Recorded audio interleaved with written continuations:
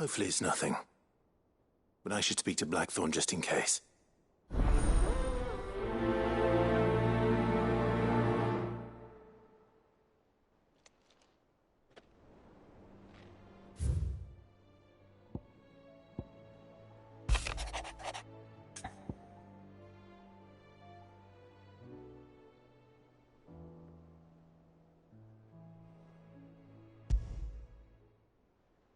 What could be wrong with Torgor? He seemed well enough when I last saw him.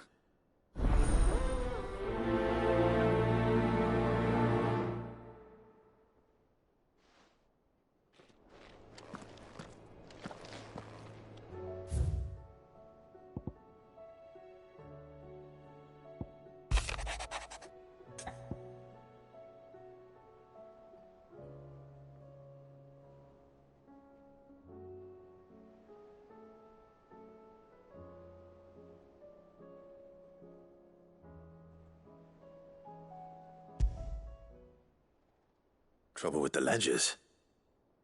Shouldn't he be asking Otto for help?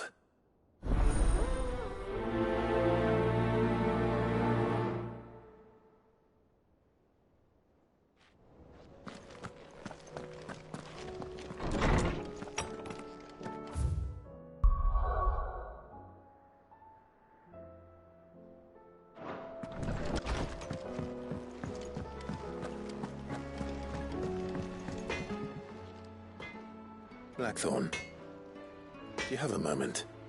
Not really, no. This won't take long. I just wanted to ask how you're getting on.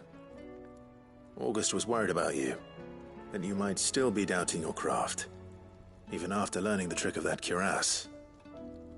Is there something else weighing on your mind? Perhaps sharing your thoughts might help. That bastard's like a dog with a bone. Still, he's got a keen eye, I'll give him that. He's just, well, Karen showed me something. Something I've never seen before. And that was? A sword.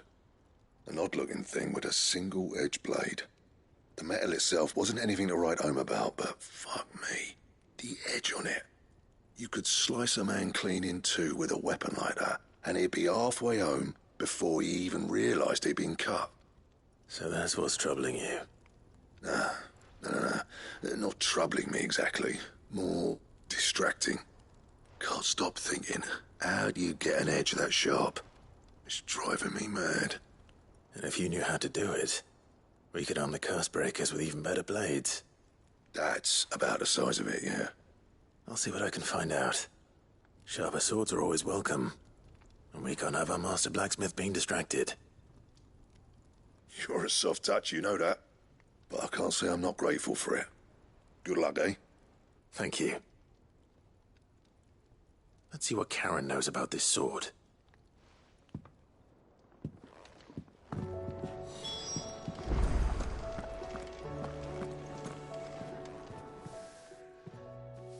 I got your note. You think something's wrong with Torgor? So you can read. Congratulations. But I didn't say I were wrong with him. I said something weren't right. He's not been eating me treats. He used to love cracking the bones from Molly's boiled brown, but now he won't so much as look at 'em. Didn't like him. Which is why I'm of a mind that his mind's on something else. You've not been working him too hard, have you? No harder than usual. Is that it, boy? Do you need a rest? What was it you said he was?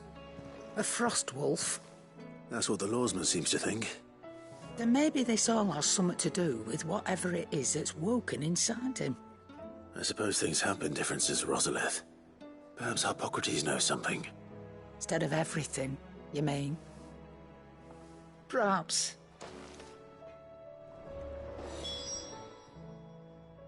You're looking well, Karen. What do you want? Out with it. I want to know about the sword you showed Blackthorn. Single-edged and extremely sharp. Running around after him again, are you? I suppose I am, yes. But I need to help him find out how to work an edge like that. It's driving him to distraction. Little wonder, I suppose. There's not many like that make it as far as the twins, and those that do go straight into private collections. Which made it nice and easy finding a buyer. Can you tell me who bought it? Where is it now? You think I tell people who my clients are? Suppose you're not likely to go nicking him off me, are you now? Fine. If you stop mooning at me like that. Lord Ignac's the man you want. Dalmekian bloke. Collects weapons and the like. And he's got more money than sense, which is why he's one of my favourite clients. Reckon he'll still be at the inn in Dalamil, where I left him. Thank you, Karen. Oh, and he's a touch eccentric, if you take my meaning. I appreciate the warning.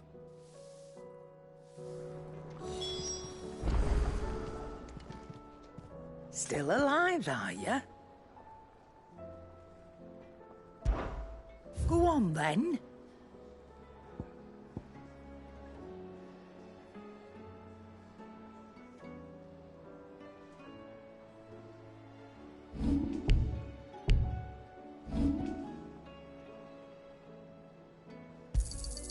You'll not find a better price than that.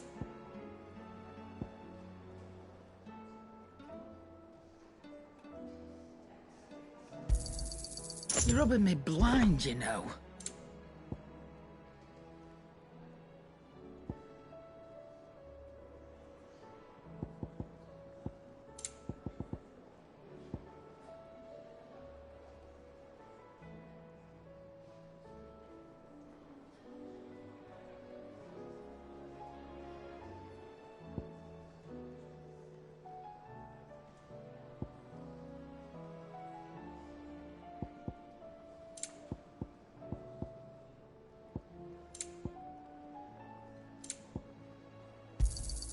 It'd better all be here. You'll not find a better price than that. It'd better all be here. Is that all?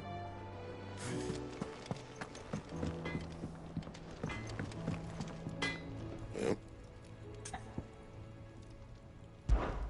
What do you want? You can thank me later.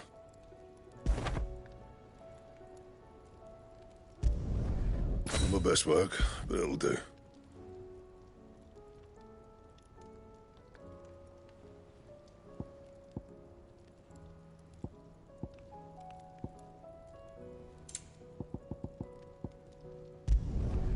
Yeah, that should do you. You can thank me later.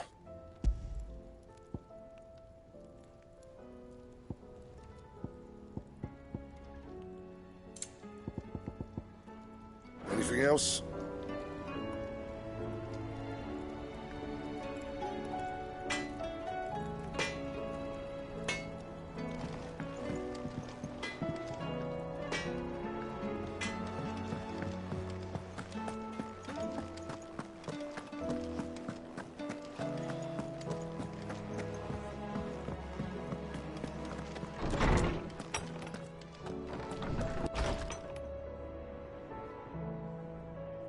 Is a storm coming, Sid?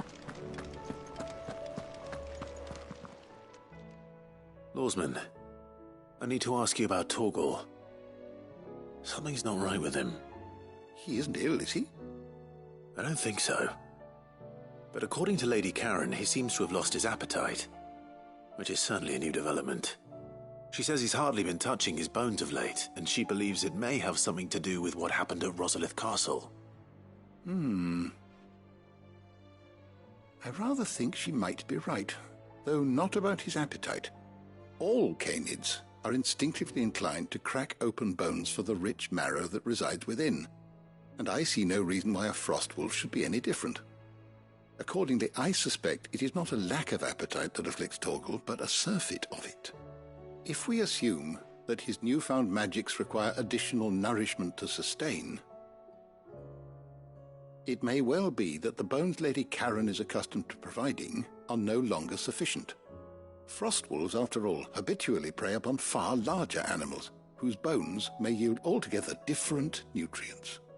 As to where one might find a suitable substitute, Some antelopes that graze the meadows of eastern Rosaria have been known to grow to a size more than double that of their lesser cousins. I don't recall ever seeing any that large. And little wonder. The oldest and largest such creatures rarely leave the safety of the highlands for fear of predators.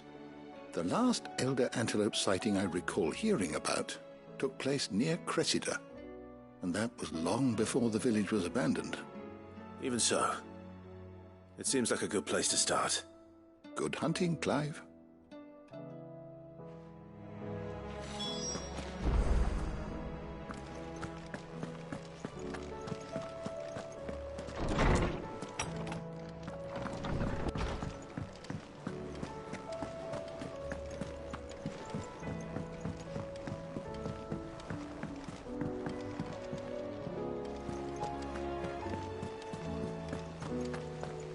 Did you see that?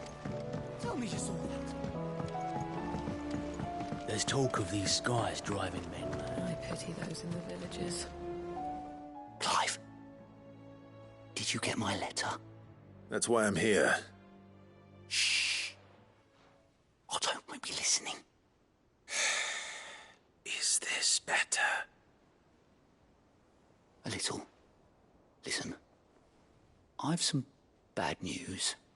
It turns out the hideaway may be slightly behind in its payment to certain lenders, and it may be my fault. But I swear to the goddess, I thought I had the numbers square. Sadly, that square turned out to be more of a circle. 0, you might say. I can straighten it out, I swear, but it's going to take some time, and I'm going to need help keeping it from Otto. Bit late for that, I'd say. There you are! What a surprise! So let me get this straight. You forget to pay our lenders what they're due, and instead of coming straight to me, you get Clive to come to you. And I hope he'll dig you out of the hole you've dug for yourself. Clive, the man in charge of the place you've been cheerfully trying to bankrupt. And you thought this was a cunning plan. Why? Well, who needs paying? Oh, just Martha. And the dame. And, well, Lady Karen. But only 500 talents. We owe 3 of our most trusted friends 5 million gil. Each. 5 million each. They lent us the bulk of the money we used to rebuild the hideaway, you see, and, well, I must have made some sort of oversight. Those ledgers were my responsibility, and it was my decision to entrust them to you. This is my fault. Do we have that much to hand? I can always ask my uncle. No, we don't. And no, you won't. We've lightened Lord Rosfield's purse enough. After the king's ransom we had off him, he deserves better than to see our begging bowl. Besides, we'll need to learn to stand on our own if we're going to make this work.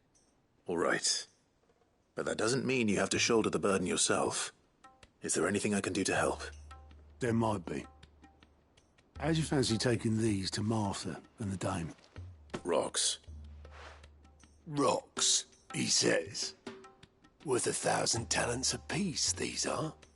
A little something Sid and I set aside for when times got lean.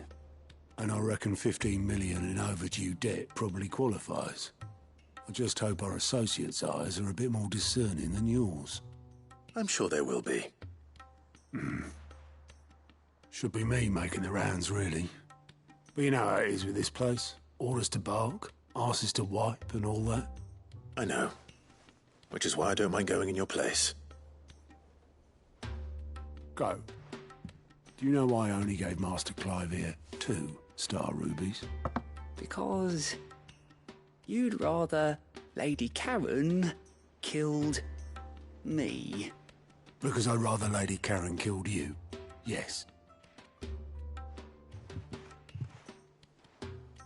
Well, I suppose this is goodbye then.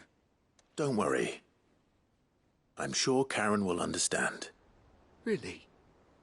Do you think so? No, I don't.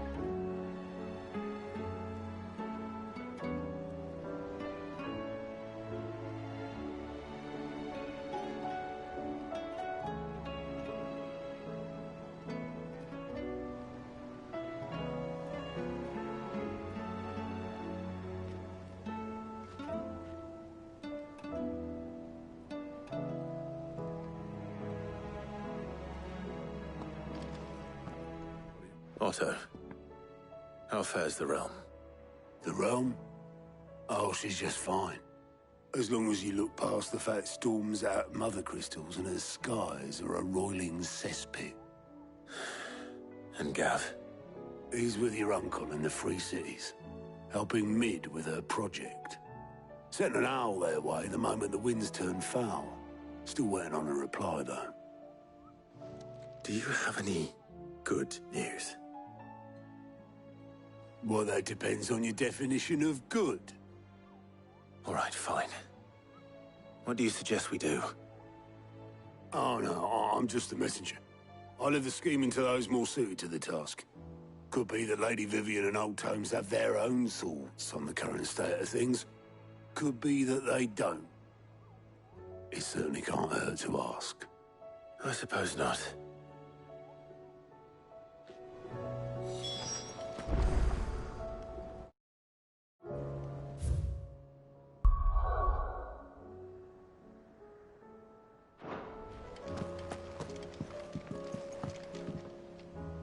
How is it that every one of your little excursions presages some inexplicable catastrophe? Not that you are to blame for the Dominion's fate. No one could have predicted the actions of the Crown Prince. I'm sorry I couldn't save your home. My countrymen are stronger than you think. A few toppled clock towers won't break their spirits. They'll be back on their feet in no time. I hope so. Look at us. Bluer than a pair of bog crabs. Tempting though it may be, sulking will not help us find a solution to this mess. You believe there's one to be found? I don't know. But I am certain we're more likely to find it if we first examine the facts.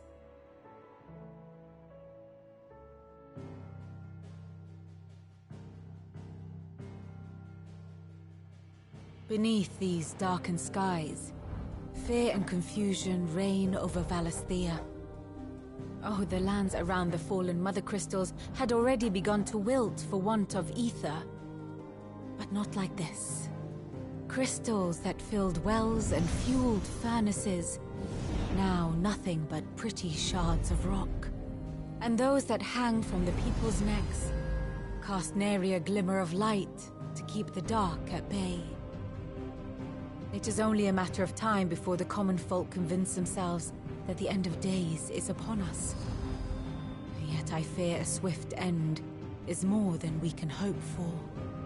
While most of the world thirsts for ether, the remainder drowns in it, spawning Akashic in droves. And amidst the hordes of mindless beasts, with magics as like to fail as function, even the strongest nation would falter. Rosaria and the Iron Kingdom teeter on the brink of collapse, while the tragedy in Twinside has all but paralyzed the Holy Empire. Dalmekia fares little better. Rumor has it the ministers fled the capital after the fall of Drake's Fang, leaving their beloved republic to crumble. Waloed, meanwhile, moves in earnest. The Einherjar has been sighted off Storm. The world, in short, is in chaos. It would seem our civilization was nothing but a castle of sand, to be washed away at the whim of the waves.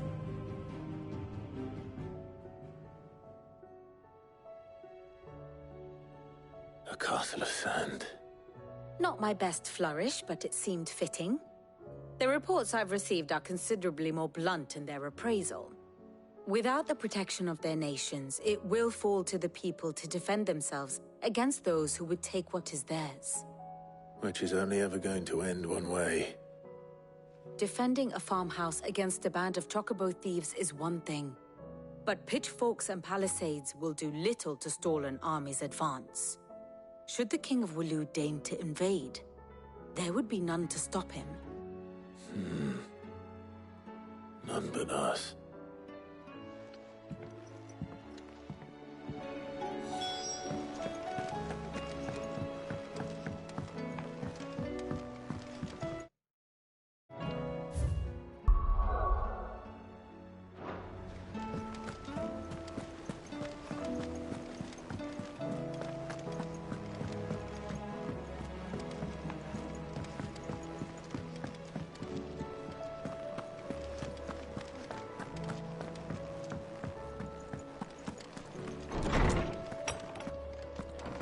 Is a storm coming, Sid? Let me guess. You're here about the skies. Is there anything you don't know, Lawsman? It doesn't take a court astrologer to augur the obvious. As for what has disturbed the heavens, that, I believe, is a question the Fallen might be better placed to answer than I. And on the 6th day did the gods tear the sun from the firmament, visiting darkness upon their prideful sons and daughters. But I dare say you remember your childhood lessons on the sins of Zemeckis only too well. You think they're connected? That Ultima was one of the gods responsible? Well, he has certainly exhibited powers that we mortals would associate with the divine. There is nothing divine about him. But he wouldn't be the first god of whom that could be said, now would he? Yet for all the fairy tales that tell of the sins, there is almost nothing in the way of actual historical accounts. Had I the Journal of Moss the Chronicler, I may have been able to tell you more, but alas, I fear all remaining copies have been lost to time. You will forgive me, I hope? Certainly not. Because there is nothing to forgive. Even without this journal, you've provided us ample wisdom. And we will always be grateful for it.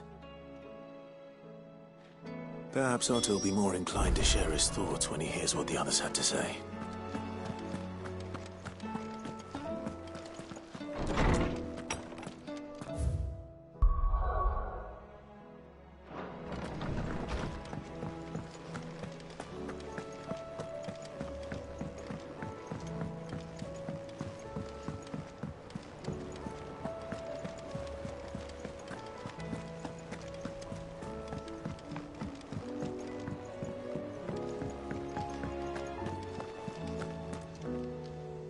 Clive, we have a problem.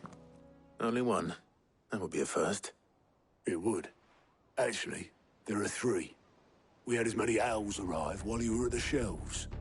Martha's got a Akashic out her gates, and talk of monsters roaming the hills outside of Northreach has put the wind up Isabel and her lot. And don't forget Dalimil. Lubor says the village was raided by bandits. When it rains... It fucking pours. The Cursebreakers are spread thin, taking stock of the damage in the Dominion. And even if I could get word to all of them, I doubt they'd get here in time to make any real difference. Which means there's only 2 people who can. Jill and I. Let them know we're on our way.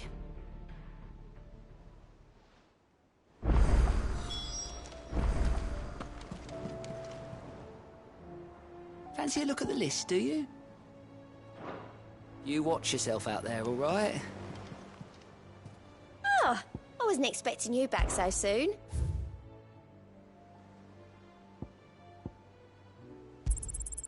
All yours. Come again. I may have more for you.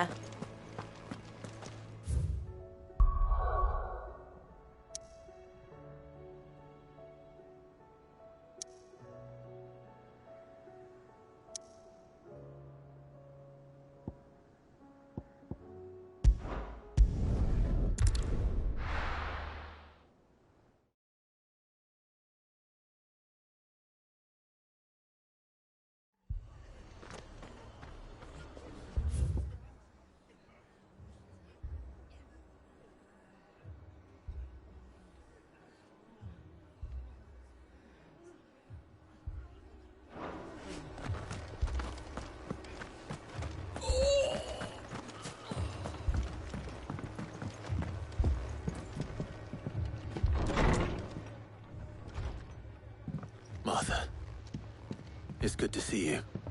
And you, Clive. Jill? Otto said you'd been attacked by a Kashik. What exactly happened here? Those skies are what happened. Not long after they fell dark, we had our first visit. There were hundreds of them. Tried to storm the hill.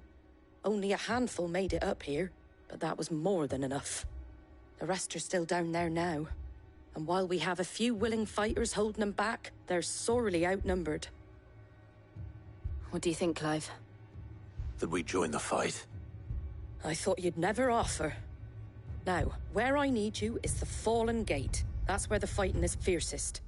Let the men know you've come to help. Something tells me they'll be pleased to see you. We're on our way.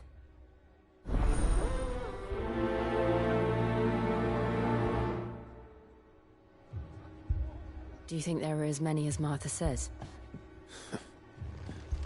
More.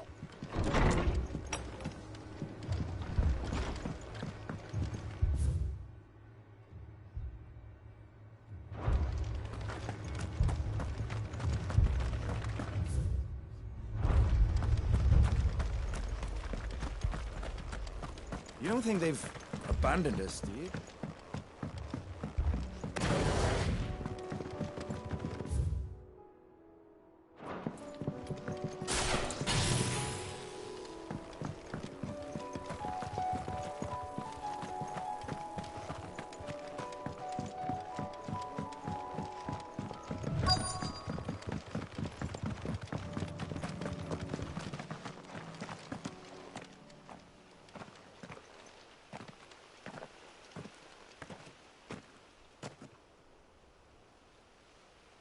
Clive, wounded.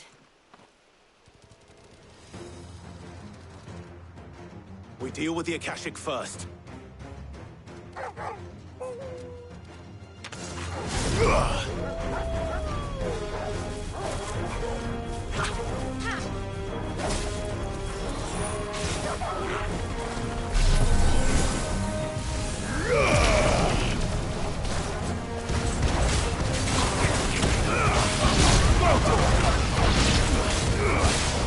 Over here!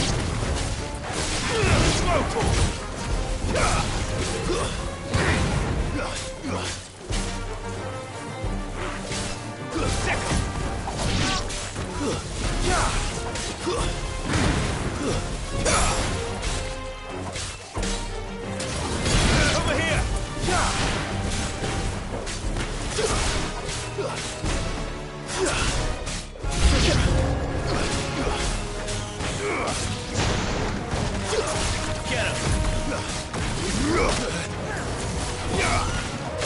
him! This one!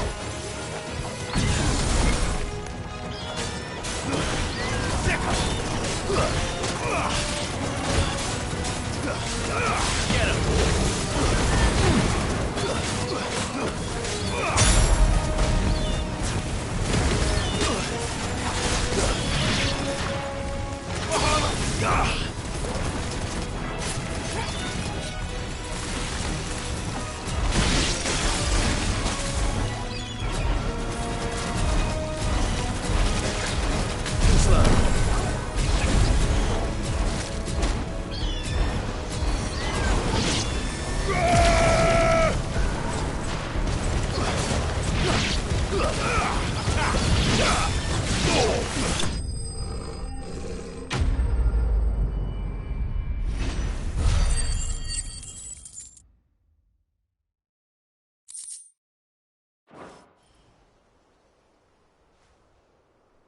These men don't have the look of hired swords.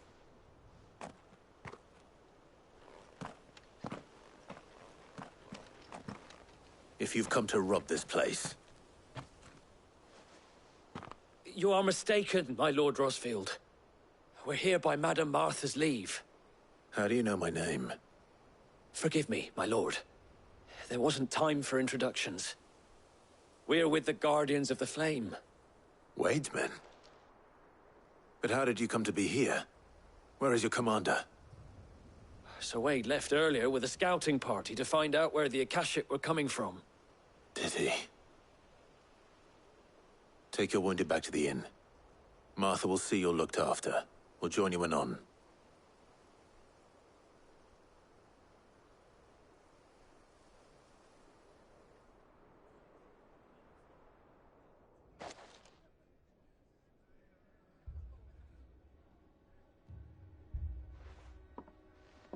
And to think you took them for thieves. A fine reward for holding off the horde, that is. When did Wade and his men arrive? Not long after Rosalith fell. The Guardians asked me to shelter some of them that had lost their homes. They were making ready to leave just as the skies turned, and we agreed it was best we stuck together. Martha! Trouble! The scouting party's almost at the lift, but they got a pack of Akashic snapping at their heels! And they've got wounded with them! They're not gonna make it! Damn it all. We'll worry about them, Martha. You look after everyone here. If any can still fight, send them to the lift. I will. You two be safe now.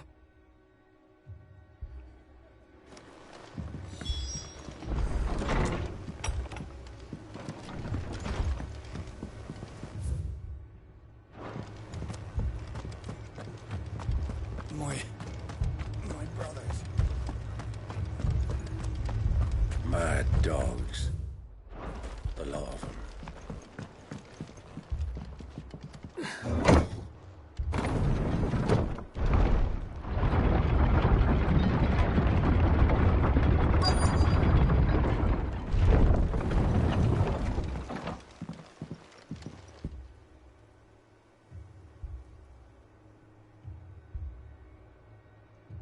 Squire, I need you to get those who can still walk up the lift to Martha's. But what about... I didn't ask, Oscar. Sir. Sir Wade. Lord Rosfield. If you aren't a sight for sore eyes. Martha seemed to think you might need some help. And by the looks of it... We thought we could sneak by them. But we didn't know there would be so many. How could we have? Behind you!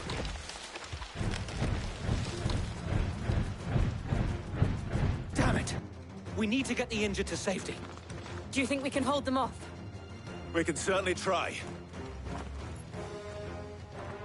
Are you with us, Sir Wade? Always.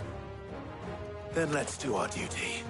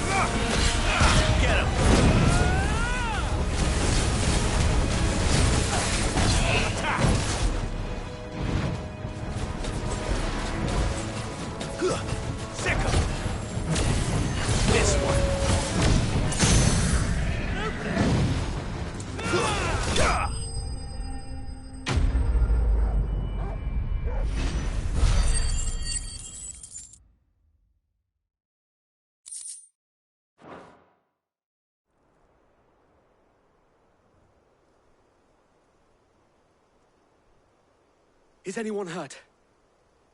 I don't think so. And yet again, you've pulled me from the flames. It's just a pity I keep walking into them. You've never been one to shy away from danger, Sir Wade. Like any shield worthy of the name.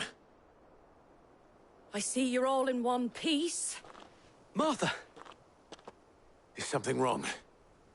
The lookout saw smoke coming from down Eastpool way. Too thick to be a hearth. A second horde. Feel like finishing the job? Always. Jill and I will make for Eastpool. You'll need to move the injured without us. Don't you worry about them. The moment my men are safe, I'll follow. Good luck.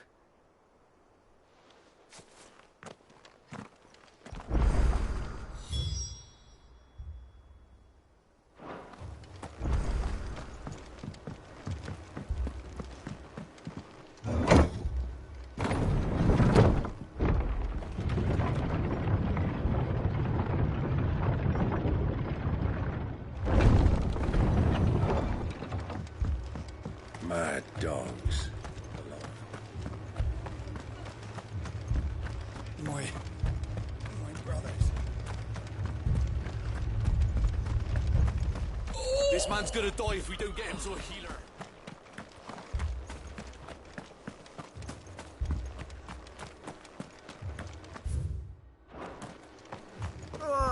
Just patch me up as quick as you.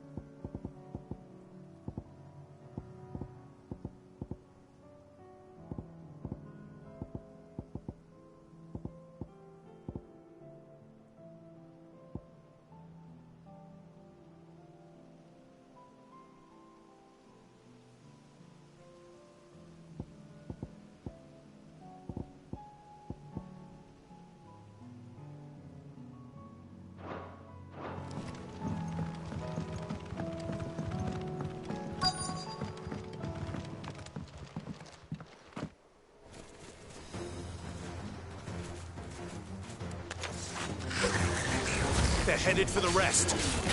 We have to slow them down. Martha and the others won't be ready.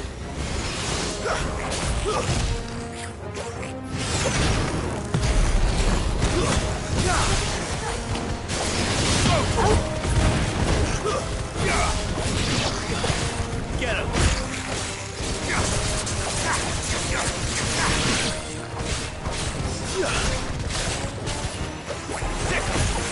Over here! Go! Get him! Over here! This You alright? not good.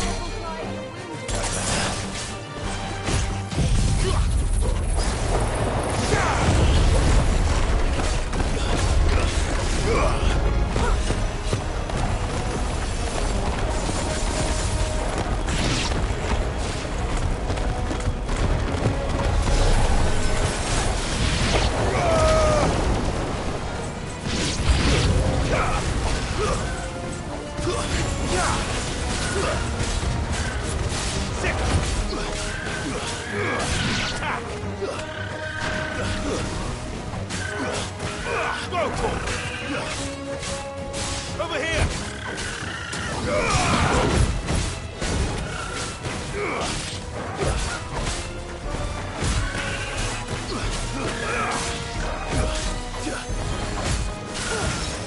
This one!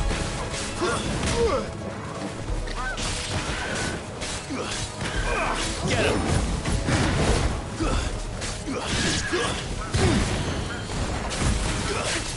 Six! Over here! Vocal!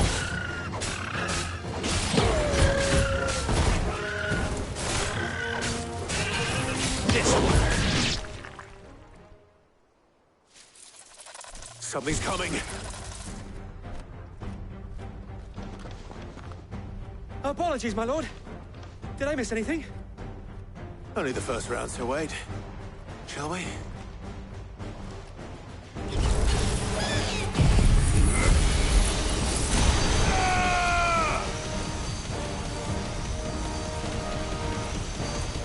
All yours, Torgal. Over here!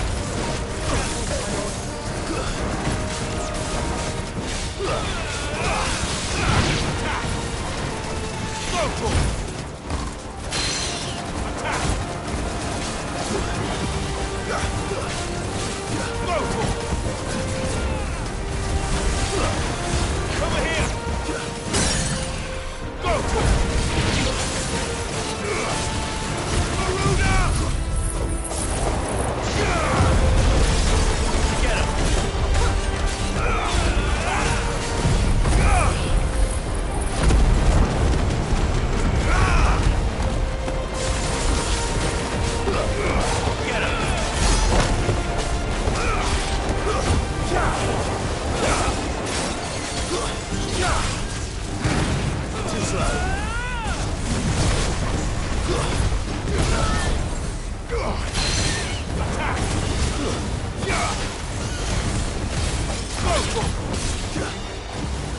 Get him!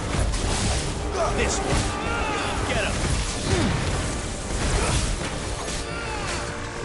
Over here!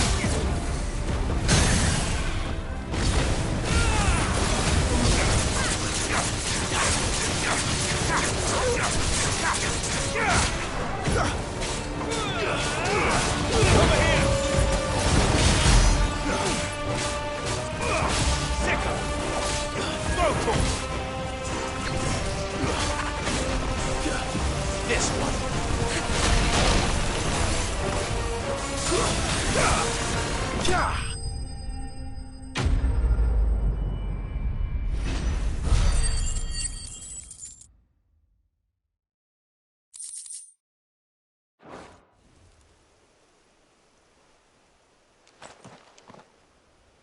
Do you see any more? No. I think that was the last of them. But it won't be long before the next lot arrive. Then we make for Martha's while we can.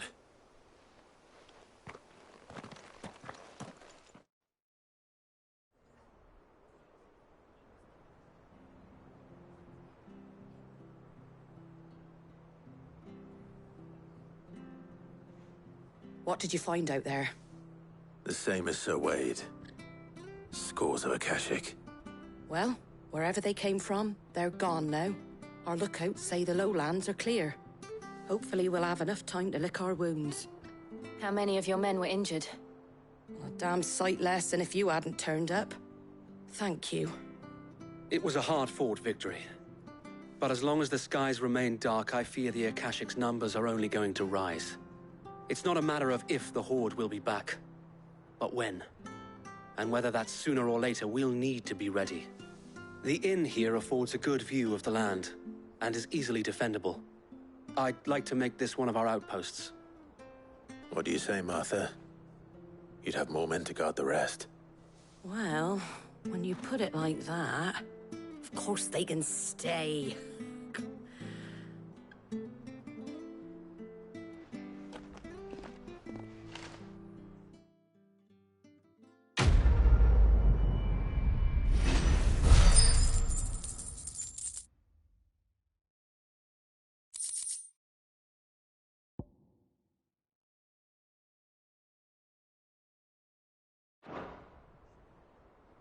My lord, there's someone I'd like you to meet.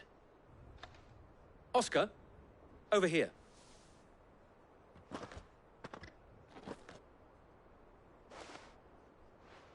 It is an honor to make your acquaintance, Lord Rossfield. I am Oscar. Oscar of House Murdoch. Murdoch? I wasn't aware the Lord Commander had children. Oh, he didn't. But his brother, my father, did. I am Sir Rodney's nephew. Well, go on, then. It's not for me to ask him. Yes, Sir Wade.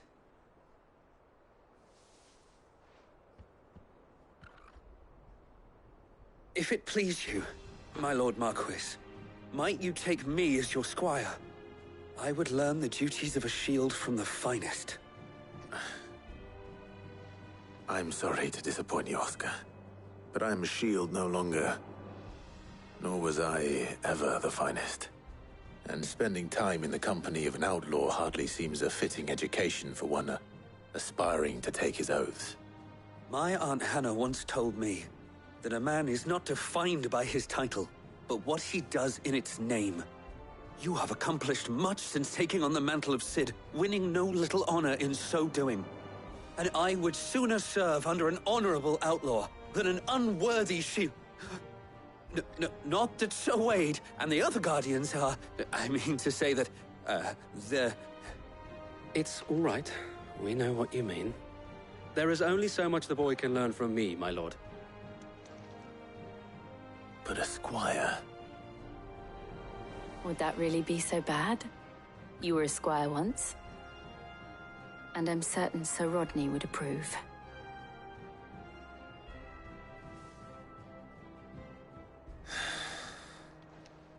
Know that I'll show you as much leniency as your uncle showed me.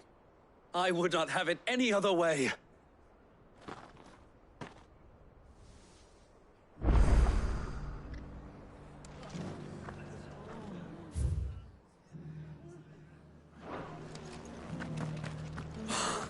Thank the finder.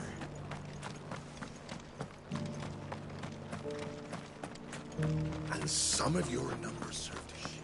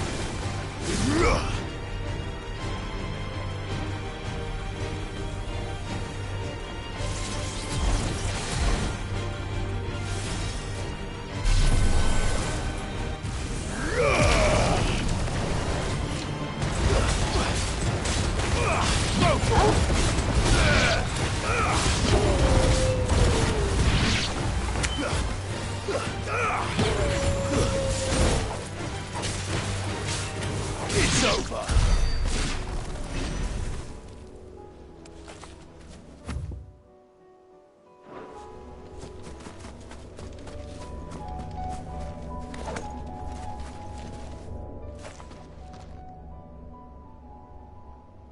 This one's awake.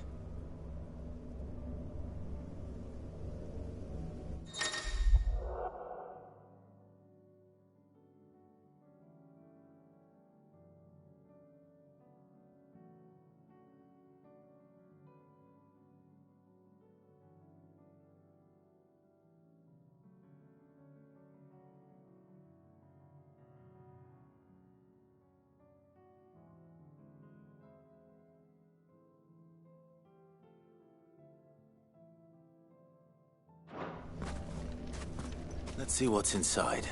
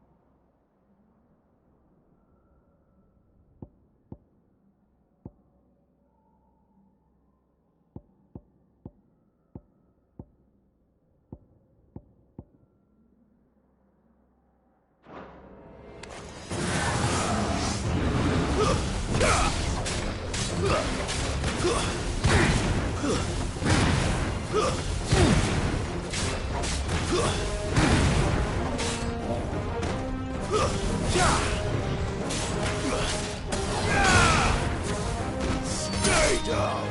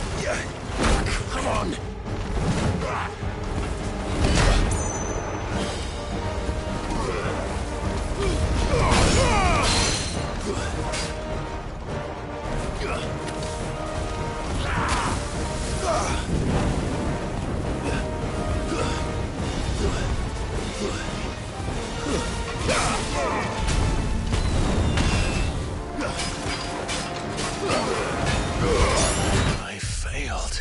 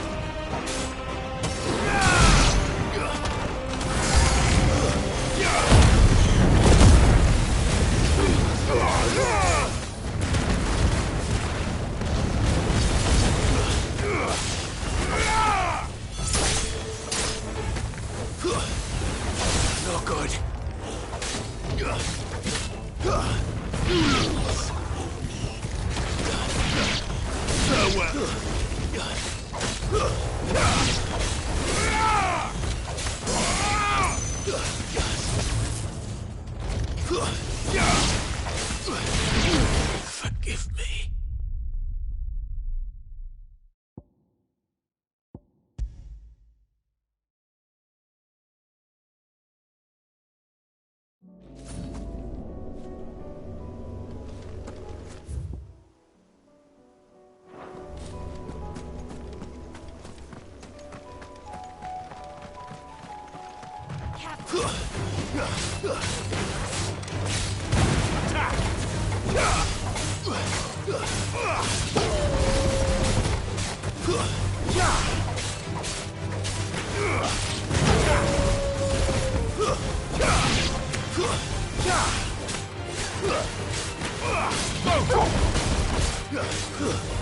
Get him! It's over!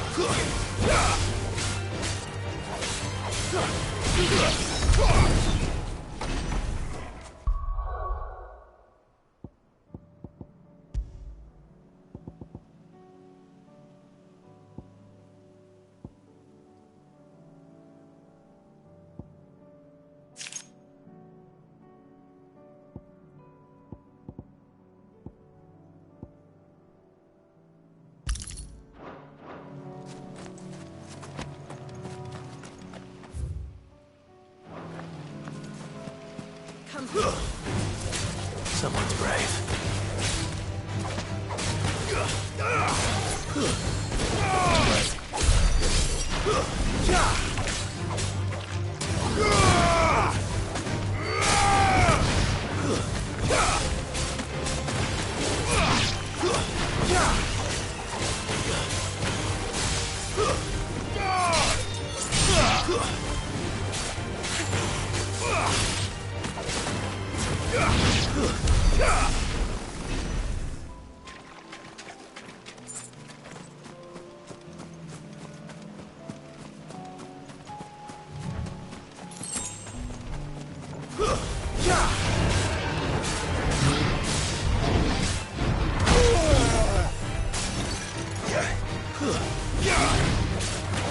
Too slow.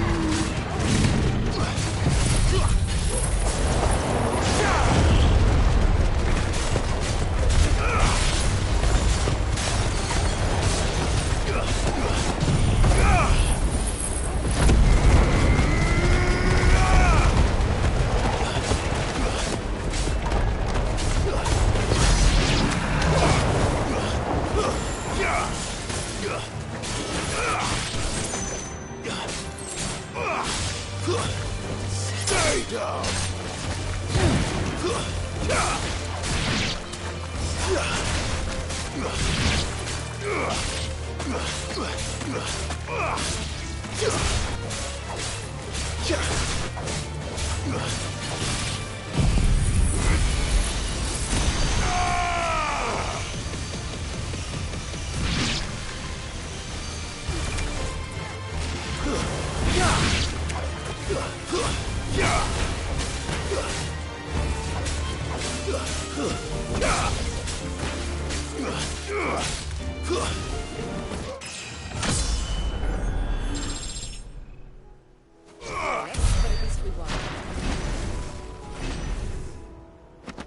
Well, it's certainly quiet. If I were a giant antelope, it would seem like just the place.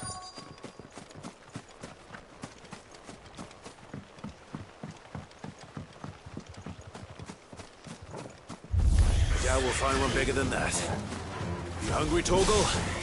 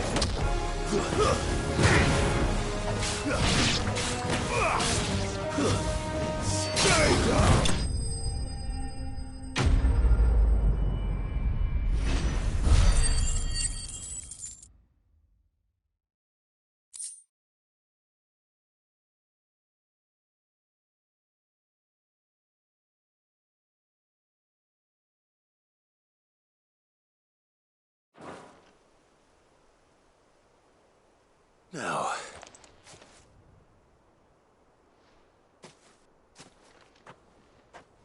will it be enough, I wonder?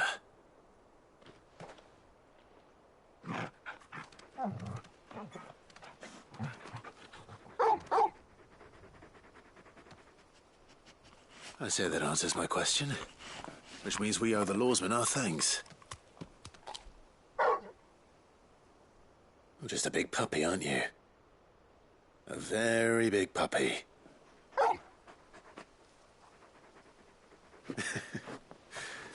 You do know you can take that with you, Torgal. Lady Karen will be relieved to hear you've got your appetite back. Come on, boy.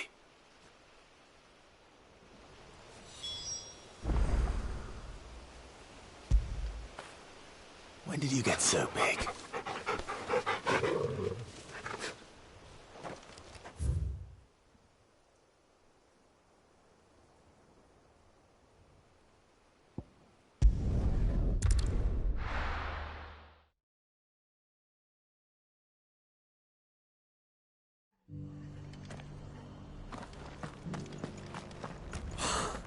Thank the finder.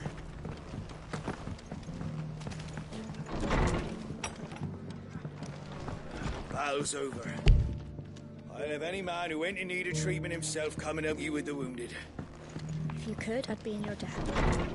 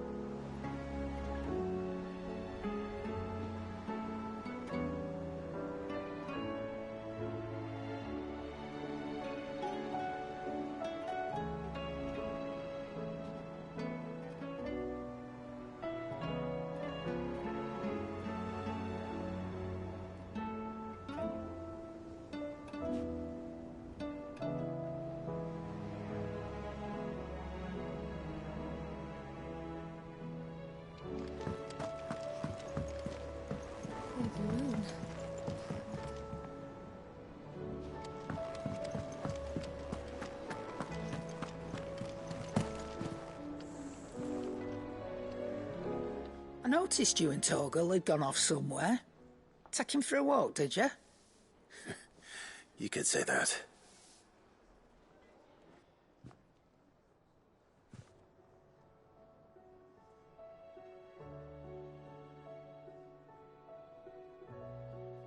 So, Molly's leftovers weren't good enough, eh? That'll teach me for treating you like you're still a pup. All right, no need to shout. Now we know what you're after, I can see about getting some in. Speaking of which, I brought one for later. Can I leave it with you?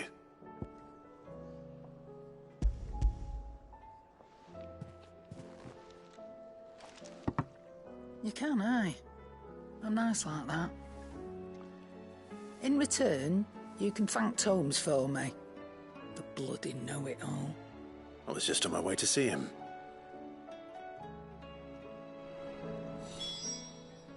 Clive.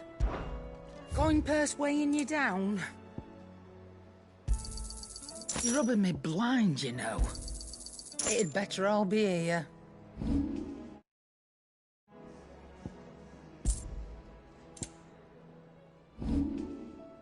Finished, are you?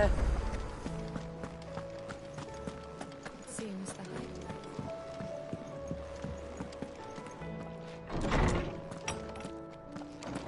Is a storm coming soon? Ah, Clive. Were you able to locate your quarry? We were indeed, Lawsman. You pointed us in exactly the right direction. And Torgal's been a very happy hound ever since. Very good, very good. Lady Karen sends her thanks, by the way, for your part in solving the mystery. Ah. But that reminds me. After your last visit, I found myself pondering Torgal's talents. Do you recall our conversation concerning Lady Jill's role in Torgal's transformation? About how she somehow woke the power within him. Precisely that. A reasonable conclusion, I thought, but one which raised certain questions in my mind.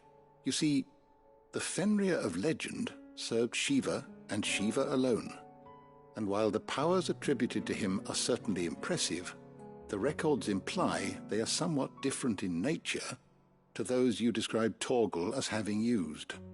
What are you suggesting?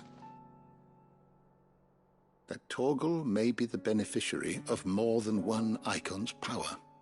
Consider that in addition to Lady Jill, he has served as a loyal companion to you, your brother, and even the late Cid. In short, the icons hitherto near at hand, or should I say at paw, have been diverse and plenty, and that number has only grown as the realm's dominance have fallen to your sword. One can but speculate as to how all of this has affected Torgal. He has seemed more fierce of late. And if I am not mistaken, he will grow fiercer still. We are fortunate indeed to be able to count him amongst our allies and not our adversaries. Oh, he's more than an ally. He's a friend.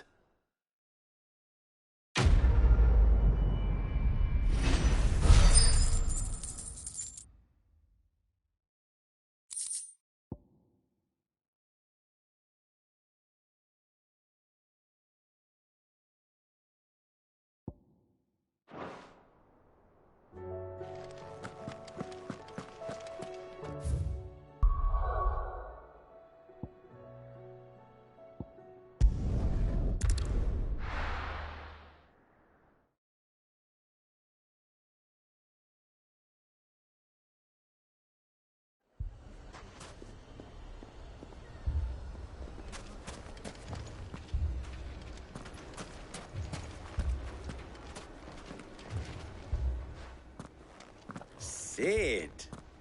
Your new companion appears much more formidable than your uncle. Should I be worried? You haven't been introduced. Jill, Clive has told me much about you. All lies, I'm sure. Your Stolas said that Dalamil has a bandit problem. Indeed. Although, you're a little late. They left with our food and guild days ago. Any idea where they went? The desert's a big place. Your guess is as good as mine. But the fact is, I have more immediate concerns. What did you say to me? What did you say? Ah, as if by magic. Let's just say we've yet to reach a consensus about how to solve Dalimil's little problem. And at this rate, it won't be the actions of the bandits which prove to be our undoing. It will be our own. Now, I've tried reasoning with the dissenting parties, but even the Desert Hare has limits. Perhaps we could talk to them. What makes you think they'll listen to us? What makes you think they won't? She makes a fair point, Sid. And you won't have wasted much of your precious time if you fail. They're just across the courtyard.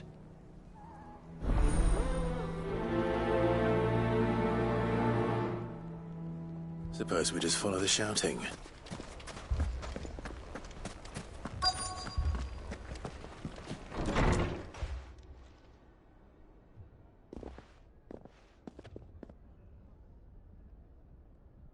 You wouldn't talk like that if it had been your men whose throats were slit.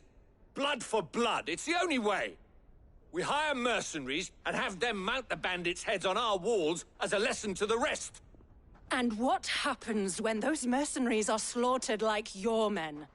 Are you going to hire more? We're better off using that coin to buy food and supplies. If we hire mercenaries, the only thing we're buying is the bandits' ire. And you cannot fill empty bellies with that. Do you hear me? But what happens when they come back? Maybe it'll be your throat that's slit. That's enough. Both of you. Any more of this and I'll throw you out myself. Come back when you're ready to talk like adults.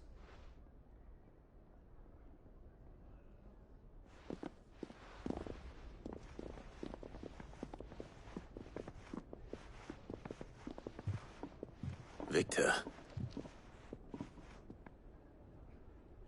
What's he doing here? Sid. And Lady Jill.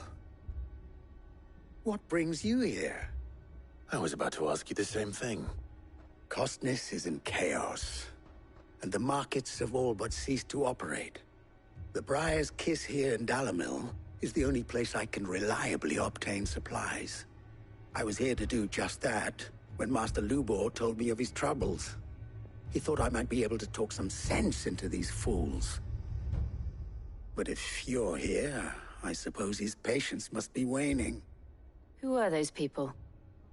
Those were the thorns in Lubor's side. And the reason this place might be headed the same way as Costness. It's these accursed skies. The darkness is enough to drive a man to madness. Or an entire city, for that matter. We're still working on the skies. But in the meantime, perhaps we can find a solution to Dalimil's problems. I hope so. For all our sakes.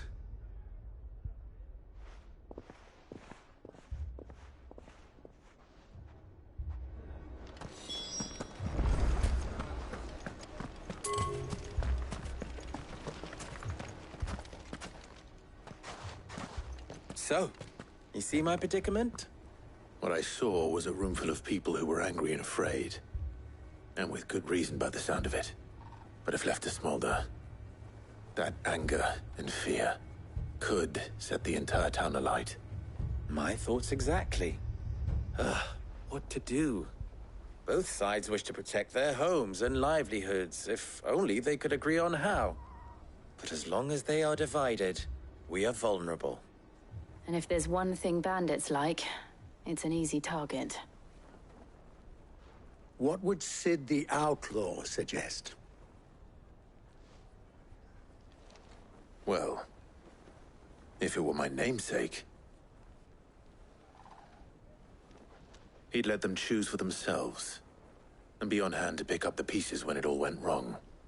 That sounds like a recipe for disaster. A recipe for disaster is precisely what it is. But perhaps that realization would be enough to make them question the ingredients. while it's plain neither Conrad nor Natalie will countenance the other's proposal, it may still be possible to make them doubt their own before presenting them with a third option. And that would be?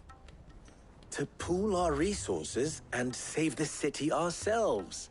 Why fight each other when all that fear and anger can be directed at the bandits?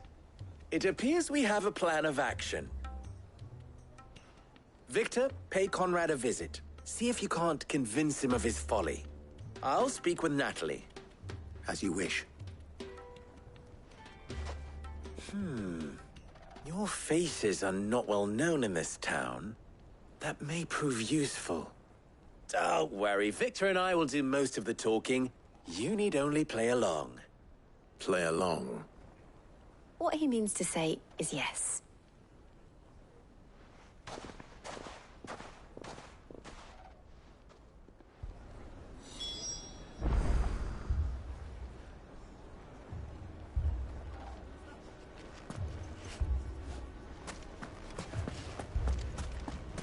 People take notice of wealthy men.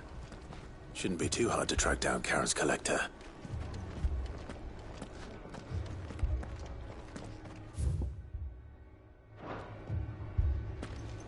Haven't we had enough fighting? I know I bloody well have. Next time those two go for each other's throats.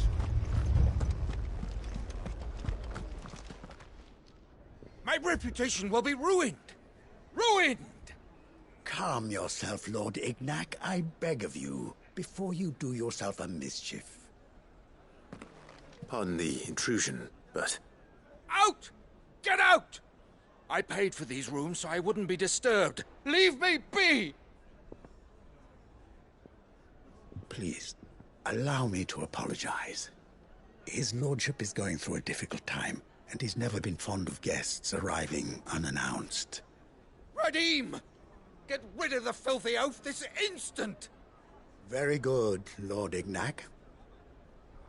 Would you mind stepping outside for a moment?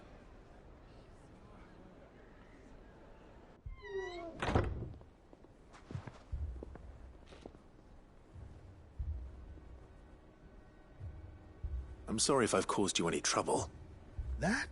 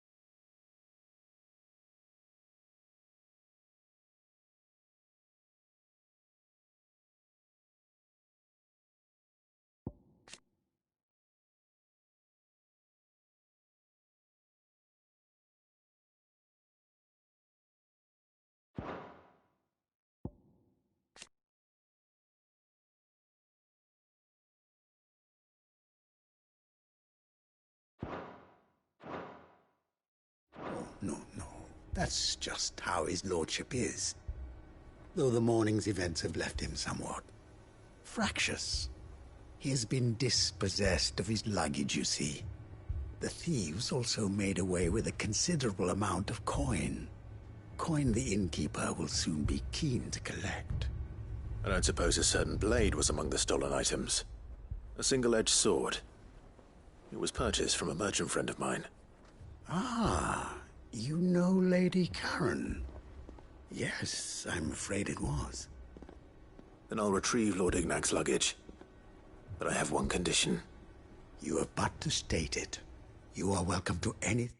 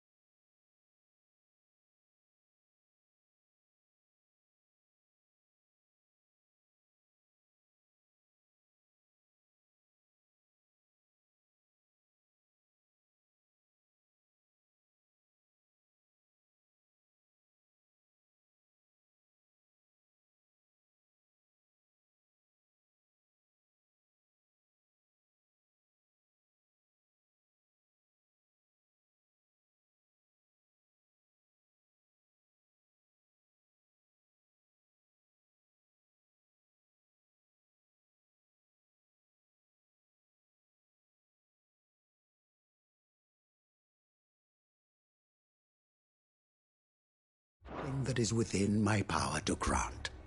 I want an audience with Lord Ignac. A few minutes should be enough. Then I'll be on my way. A condition I would be a fool to refuse. Of course, you shall have your audience. I don't suppose you saw where the thieves went? I did not, no. Though some discreet inquiries made on his lordship's behalf mean that I know where you might find them. The bandit's bed. Every ill-gotten coin in Dalimil is said to pass through that disreputable corner of the Valcroy. And that's where I'm heading. I shall speak to Lord Ignac in your absence, and arrange for an audience upon your triumphant return. That will be very kind of you. Farewell, and best of luck.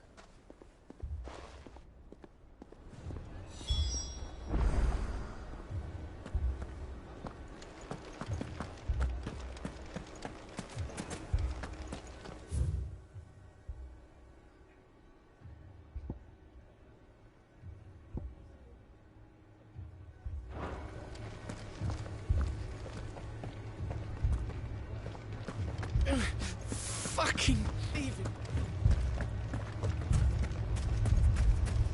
Picture it, Conrad. Your own city guard.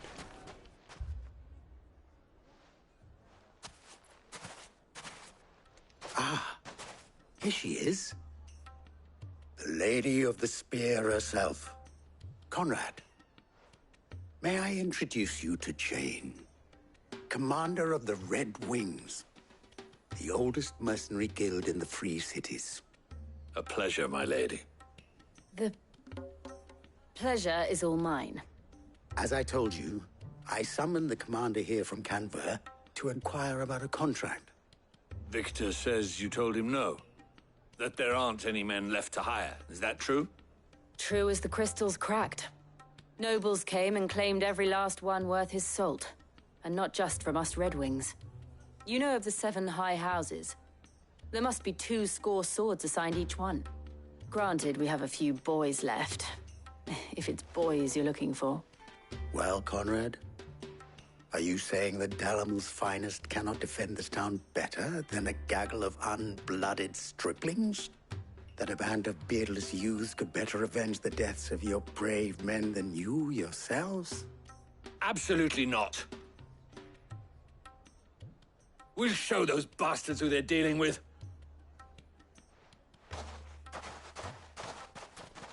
I can't believe that actually worked. Conrad's not what you call the brightest candle in the crypt. And there's a reason why I had you do the talking and not Sid. Well played, my lady.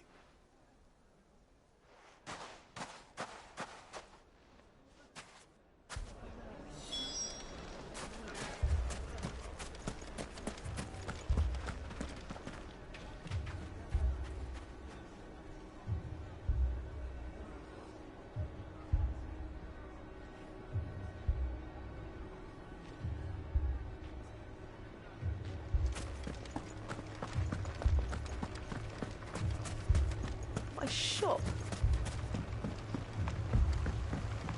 If I had my pickaxe, I would...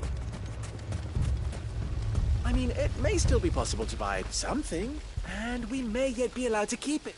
Ah, here he is now. Natalie, allow me to introduce Lord Underhill of Randalar's prestigious League of Merchants. Lord Underhill. At your service. Underhill? I was just telling the good lady of our conversation, my lord, and how you were lamenting the state of the capital's stores. Lubor says that not only are the granaries almost empty, but that war and the Blight mean this season's harvest won't be enough to fill them for winter. Indeed, certainly that is the case. The nobles in the capital are buying up the city's stocks of barley and wine, driving the prices higher than most commoners can afford. It is only a matter of time before the peasants revolt. It is worse than I thought. If what Lord Underhill says is true, I fear we have little hope of supplementing our stores, meager though they regrettably are. And while I applaud your endeavors to dissuade our more bellicose citizens from seeking vengeance, I sense Conrad is not wrong in his assessment of the bandits' likely return. Which means that now, more than ever, we will need to secure what little we still have. Food, weapons, herbs, everything. If our humble town is to endure not only this hardship, but those that are certain to follow, we must stand united. All right. If it will help to protect my home, I'll do it. But you needn't have gone through this charade.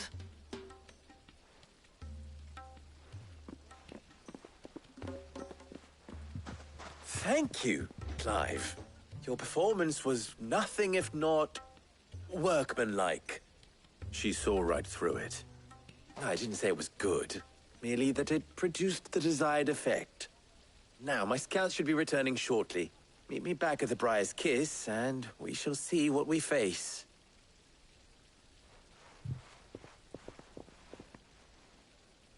I'm not convinced our roles in this ruse were entirely necessary. I don't know. Conrad seemed quite taken with you. Mummy, I'm scared. Oh, I'm ruined. Good news, Sid. Both Conrad and Natalie have somewhat gracefully accepted their new roles. With time, they may even learn to. Time no longer appears to be the luxury it was before lunch. I take it your scouts found the bandits. Technically, it would be the bandits who found my scouts. It appears they march for Dalamil as we speak. All of them. You're not serious. They don't just want food, they want the whole damn town.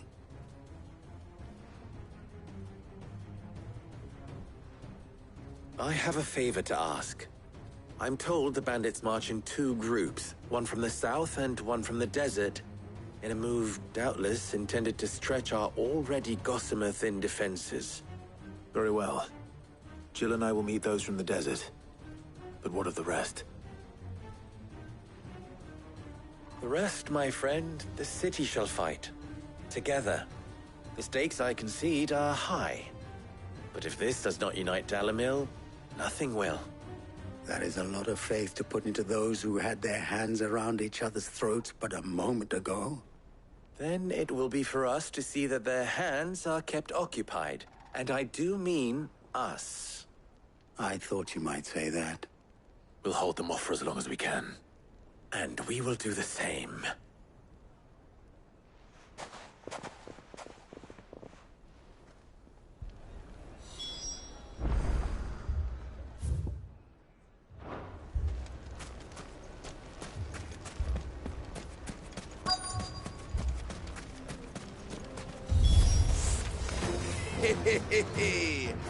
The women folk have come to welcome us. I'll take that one. He's all yours. Stay down!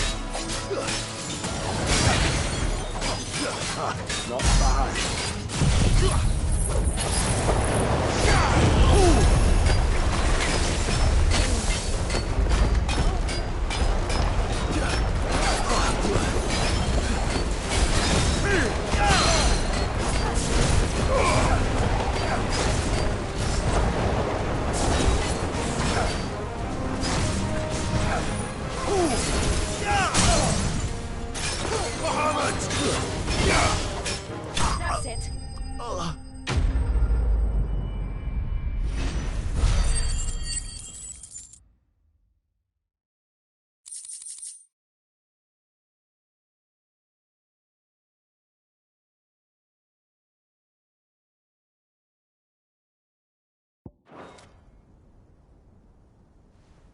The townspeople. Could they have held out? I don't hear any fighting. What do you think? That we should hurry.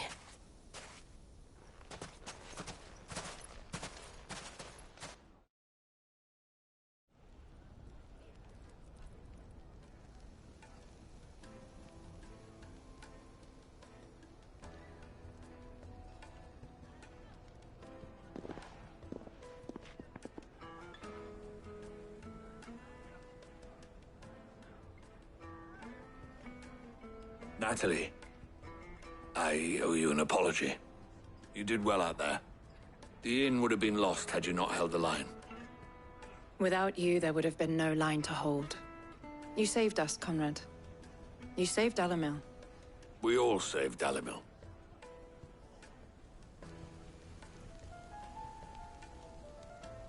Conrad seems to have had a change of heart. I'd say they both have. I take it from your presence that our visitors from the desert won't be joining us either. Pity. The plan worked, Sid. Granted, it only took an army of bloodthirsty bandits at our gate. Calm now, Victor. Why quibble over the details? We are united, and that is all that matters. As for you, Sid, you fight considerably better than you act. I'll take that as a compliment.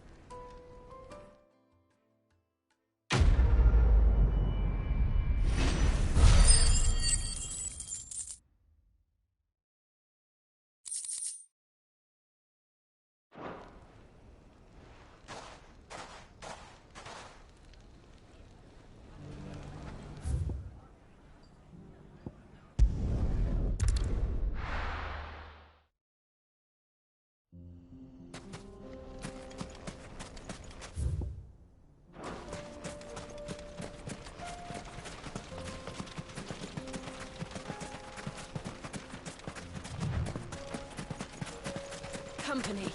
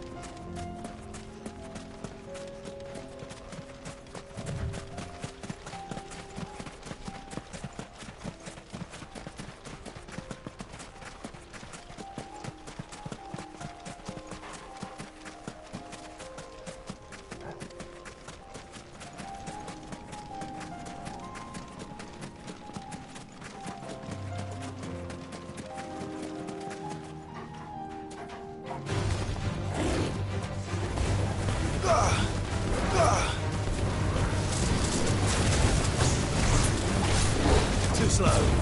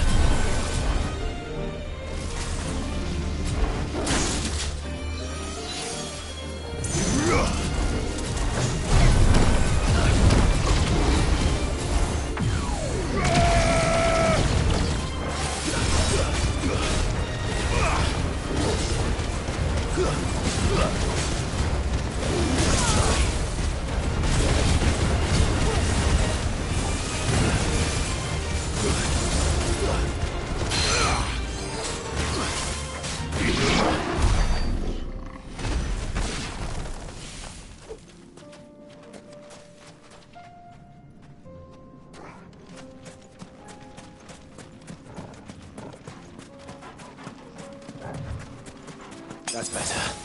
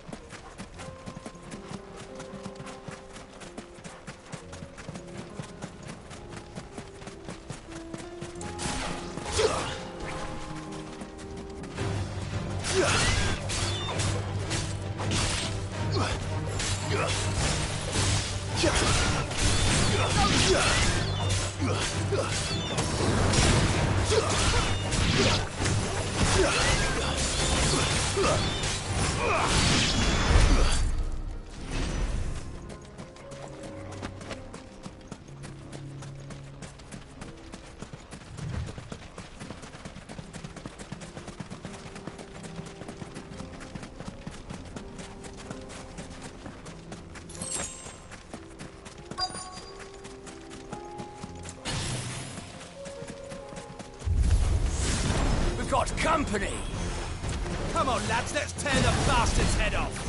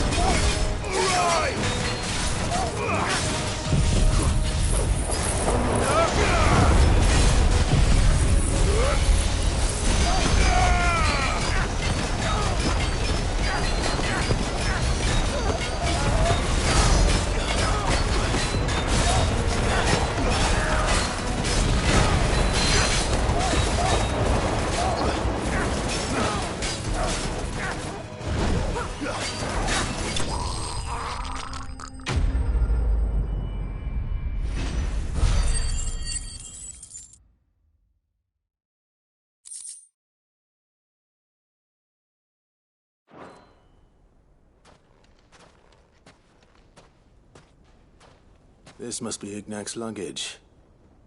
Nothing seems to be damaged. All right. Let's get it back to Dalamil.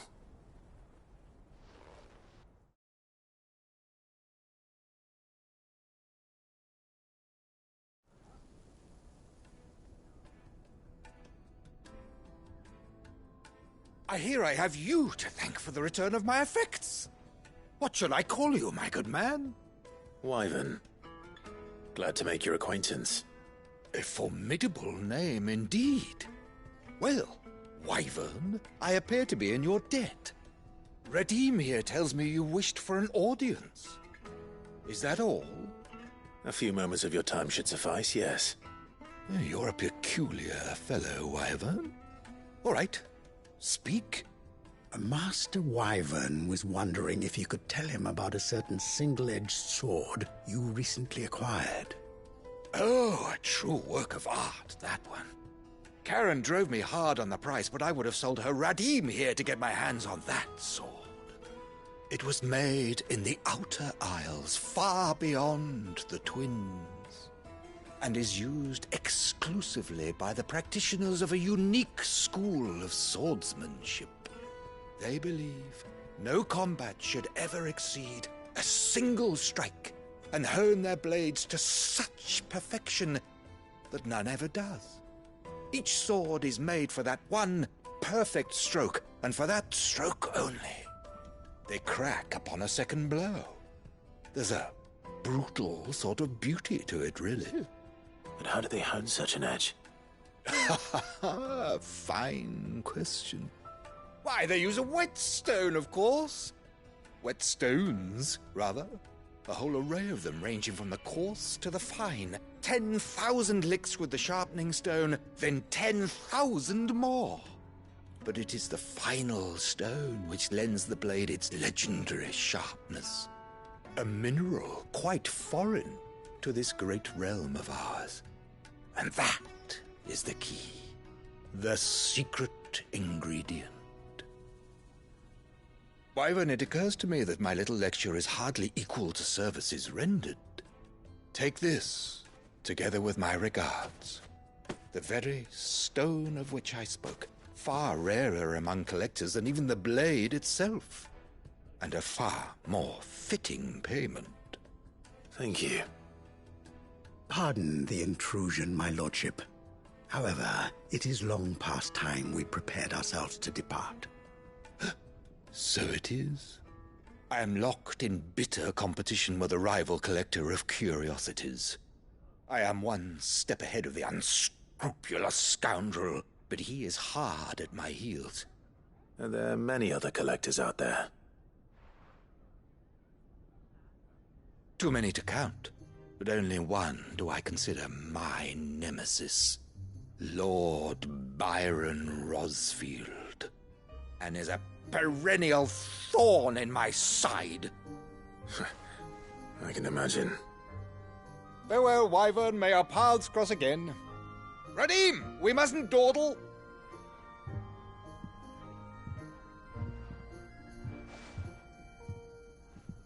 I think his lordship is rather taken with you, Master Wyvern. Thank you again for your assistance. Coming, my lordship. I'll be right there.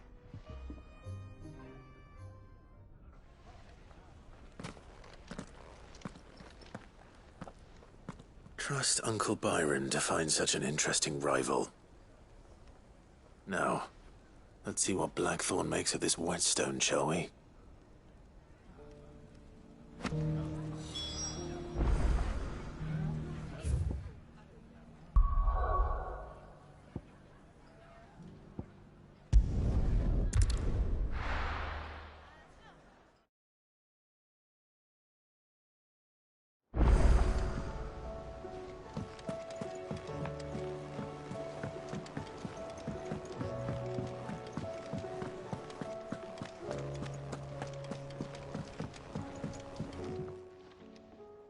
Sorry for the wait, but hopefully you'll agree it was worth it. You learned something about that sword, then? I did better than that.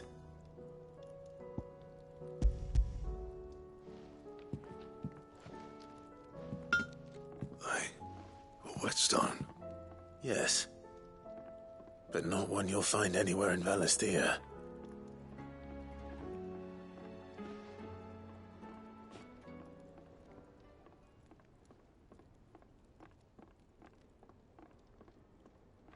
No wonder I couldn't get the same finish on the grinding wheel.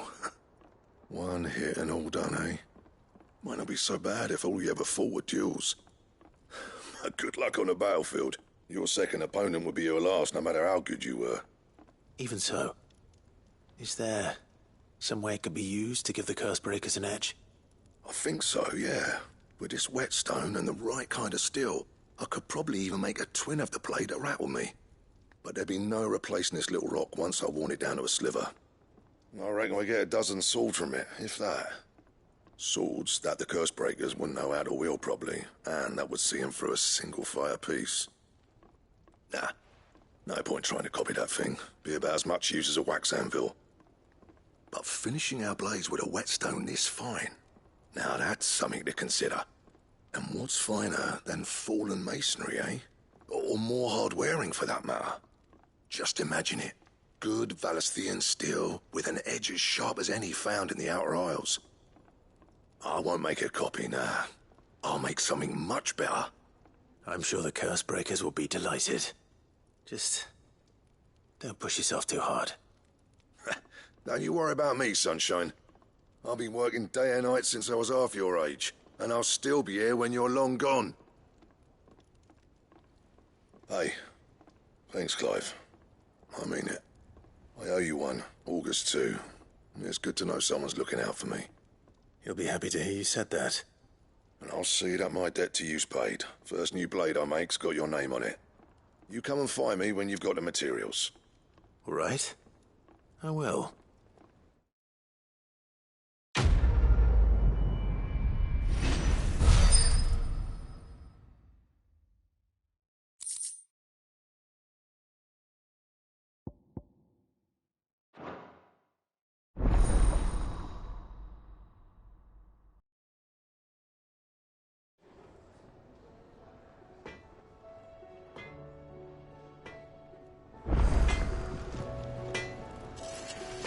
Trouble with your gear, or something for you, dear?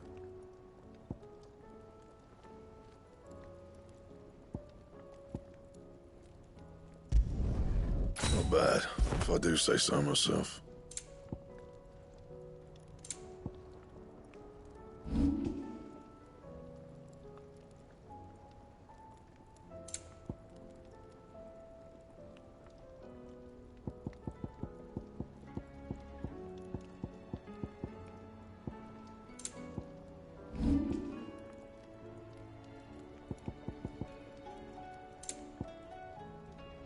That it?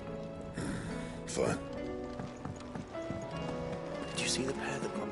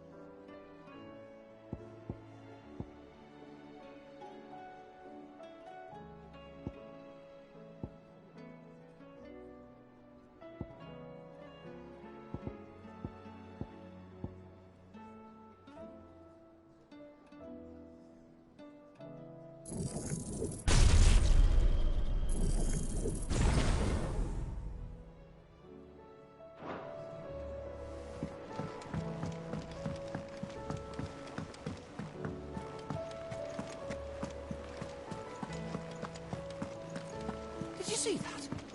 Tell me you saw that.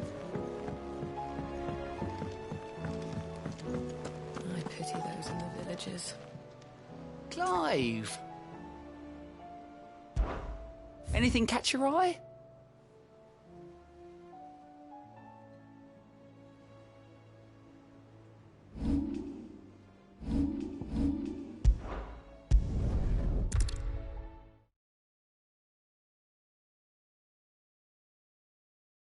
First we find Isabel.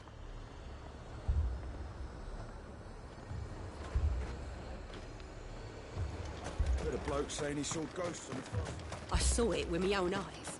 The whole of Oath.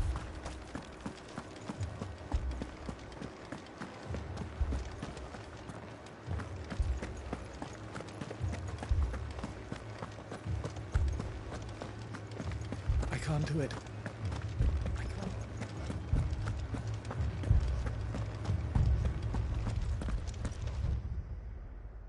My lord. My lady. We received the dame's message. There have been sightings of strange creatures, I understand. With the blue eyes. Yes. Like a Kashik, but different. They've taken so many. I've lost count. Akashic, but different. Ultimus thralls. And what of your mistress? Is she here? Oh, no. She went to the garrison to ask what they were planning on doing about all this. Then we'll look for her there.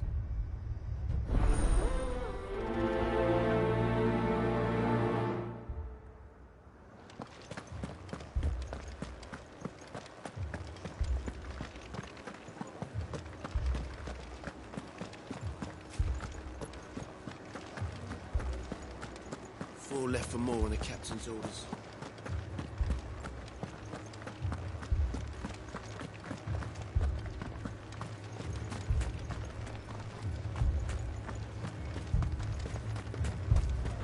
Madame, please! Half the garrison's been slaughtered by those things. We lost the captain this very morning. We've tried requesting reinforcements, but there's been no word from the capital or the Dominion in days! What more would you have us do? I would have you do your duty. Those at the Vale look to me for protection. And protect them I shall. Because they are my charges, and that is my duty. In case you have forgotten, the people of this town are your charges. But more than that, they are your people. Your sisters, your brothers, your lovers. So you have a choice. Lay down your sword and watch as they are slaughtered, or take it up and do what is right. She speaks the truth, you know. This here, it's all we have. It's all that's left. What we have left is our lives! Do you really want us to lose them as well? Not if we don't have to. Look, there's a cask under the captain's bunk. Let's talk about this over a drink, eh? I'm listening. I'll have a word with him.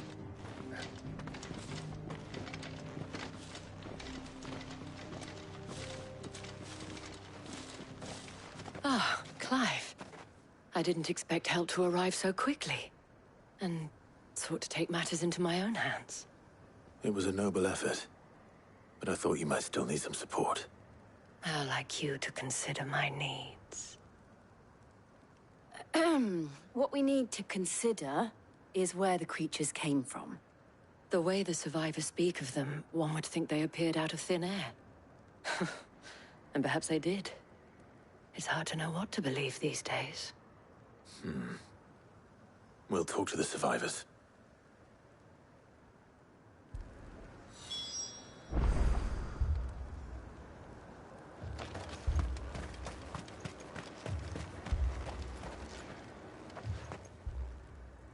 You're a pikeman, yes?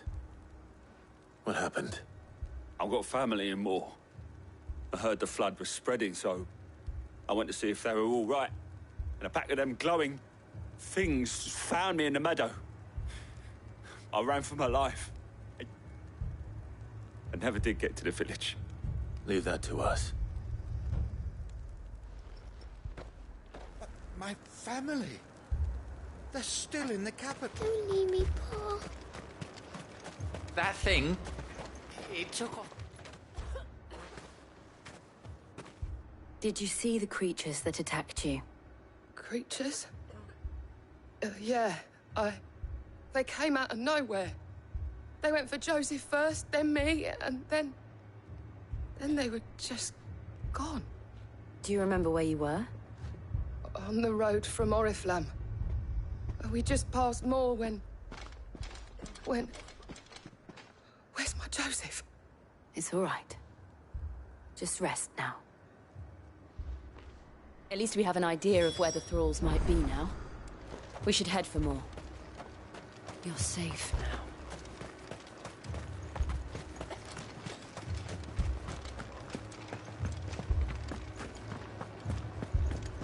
The two soldiers were carrying another.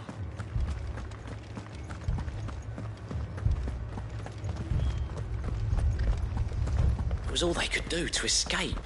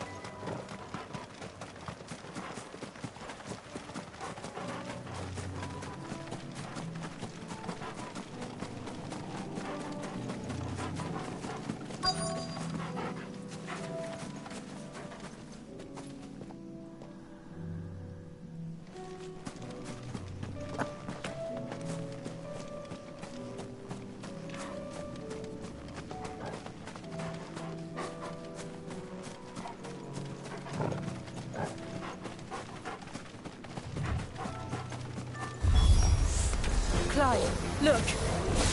I see them. With me!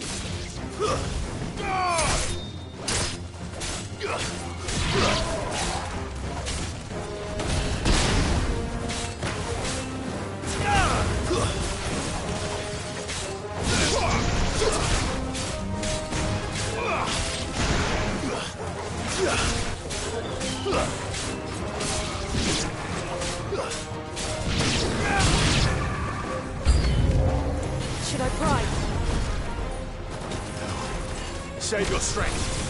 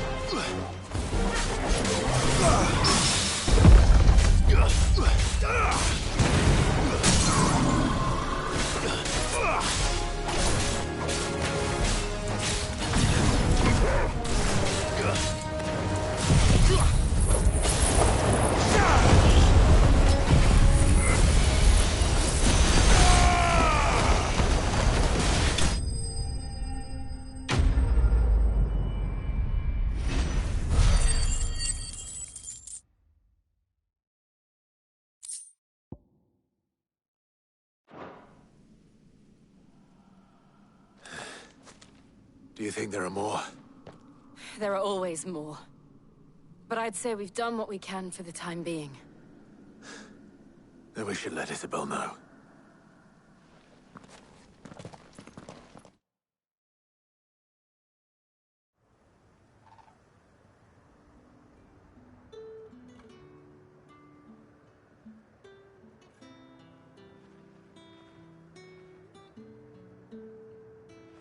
You have the town's thanks.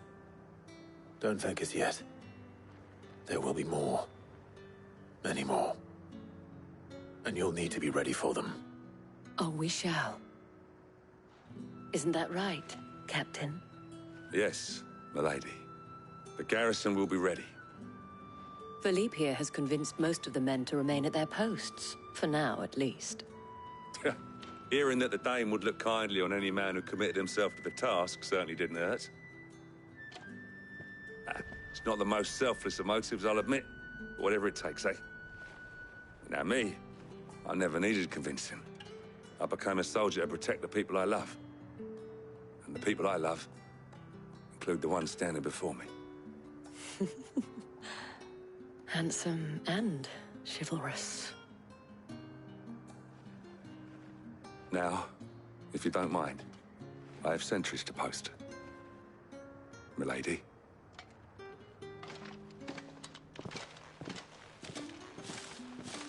Lest you wonder, I'm not foolish enough to believe that this has solved all of my problems. But it has solved one, and that's one fewer than I had this morning. Thank you again, Clive.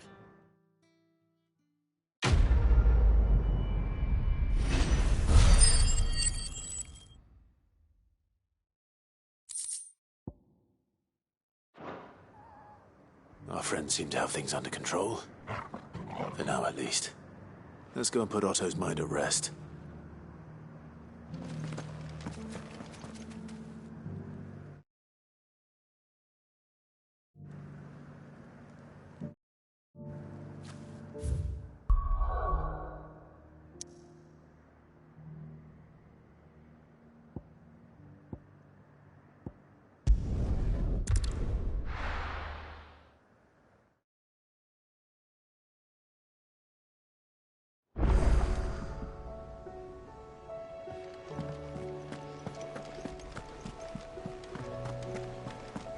Did you see that? Tell me you saw that.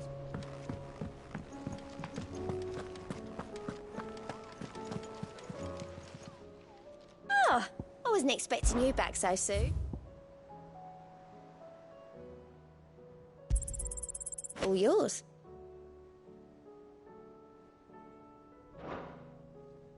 Best of luck out there, Sid.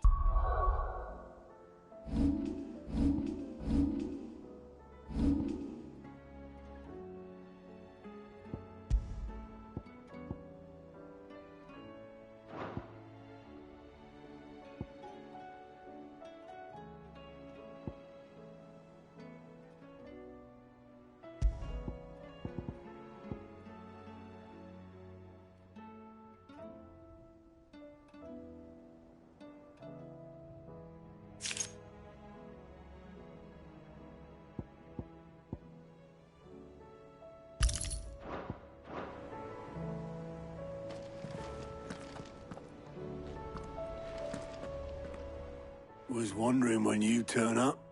Had owls from all our friends thanking you for your timely intervention.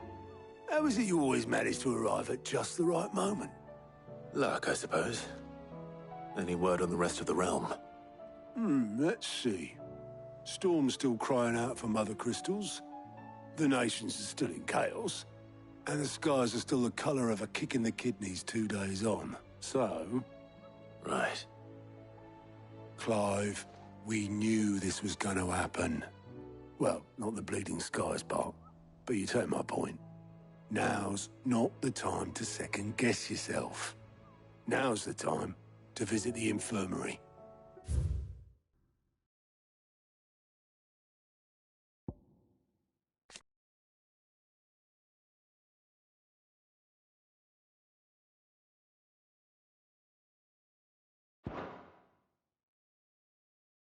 Talia says your brother's awake. Thank you, Otto.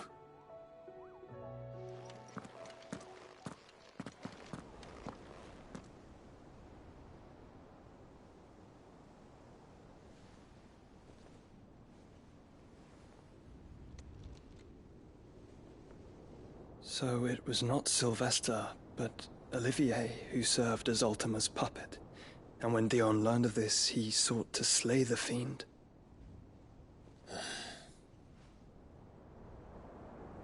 Only for his father to take the spear that would have freed him. Enough to drive a man to madness. Small wonder he hasn't stirred. I would be afraid to wake. Had I but reached out to him sooner, warned him of the threat Ultima posed. But now, both an empire and her prince lie broken. Joshua, what do you know of Ultima?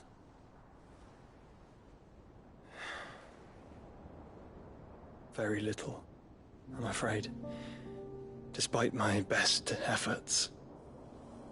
18 years ago, as I lay buried beneath the rubble of Phoenix Gate, 'twas not death who came for me, but another. And it was while in my rescuer's care, I first heard of Ultima. I've been chasing his shadow ever since. Ultima is driven by some deep, dark purpose, and for whatever reason, it would seem you are crucial to his designs. He will stop at nothing to have you, even if that means toppling an empire. But why me? What possible use could I be to such a creature? That is one of many answers that have eluded me. Yet, I am certain of this. It is not mere chance. You were chosen for a reason. All dominants carry within them the might of an icon. Nigh limitless power that is at once acutely limited. I wield fire, and only fire.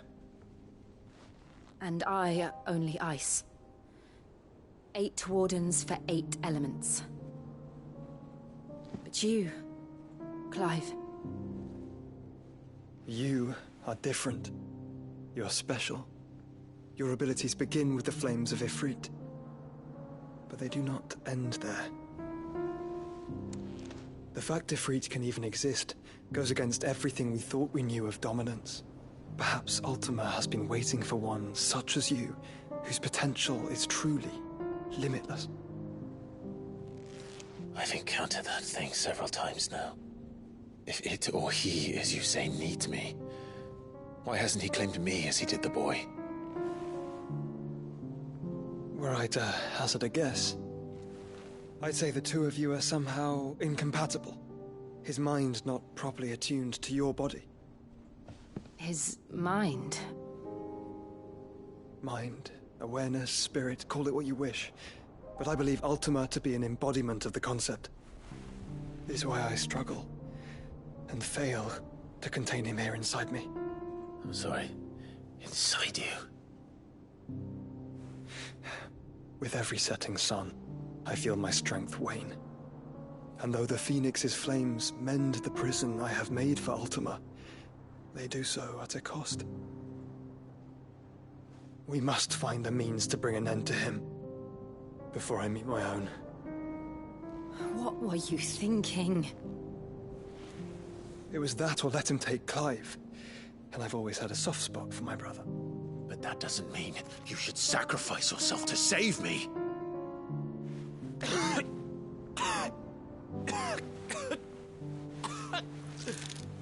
Joshua.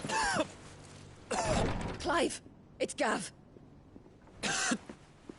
There's an army of Akashic at the gates of Canver.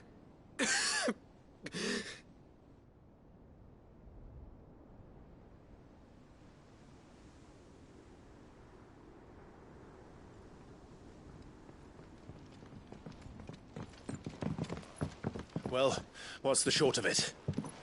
Don't I told you. The capital of the Free Cities is under siege by an army of monstrosities. The city guard are doing their best, to stem the tide, but numbers ain't on their side. What of Lord Byron and Mid? Were they able to escape? No, but they're all right for now. They're hiding with Gav at midship. We have to get them out of there. And we shall. Otto, prepare a Stolas. Tell Gav to stay exactly where he is. Understood. Vivian, what's the swiftest route to the Free Cities? That sounds like a question for the map. Look here.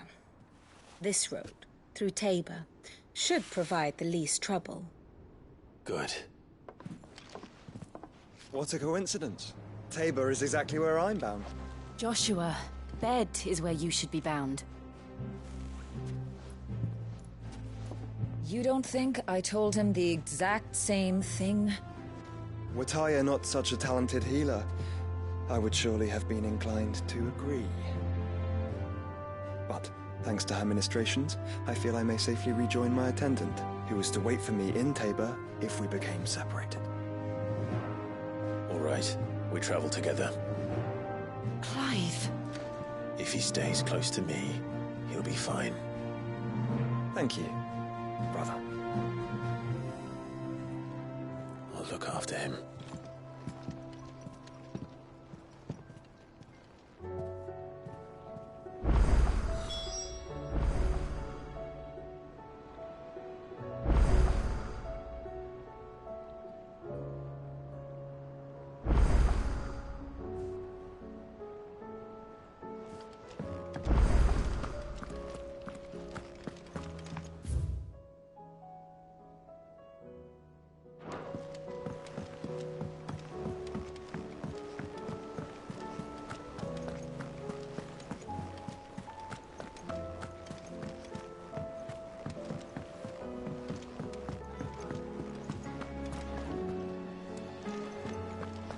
Seems the hideaways blasted book. Appetite.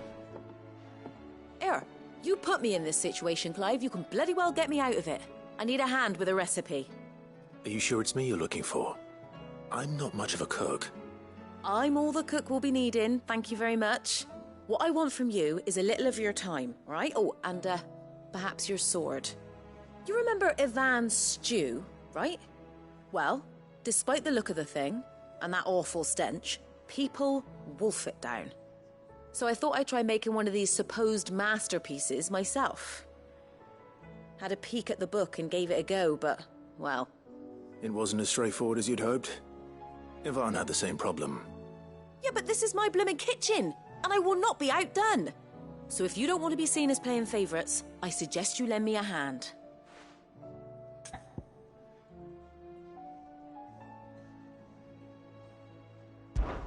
I've never been one to play favourites, Molly.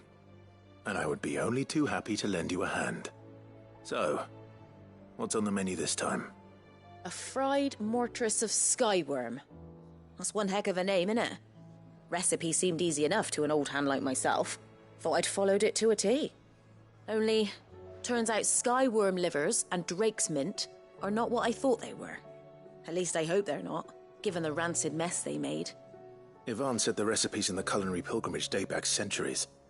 Who's to say the ingredients even exist anymore? Well, that's a question for a scholar, wouldn't you say? Perhaps you know of one? Kindly old fella who haunts the shelves, maybe? Fine. I'll go and speak to Harpocrates. Perhaps he'll know something. And if he does, I'll see if I can find your ingredients for you. You do that. Lest we forget, you've got a reputation to uphold.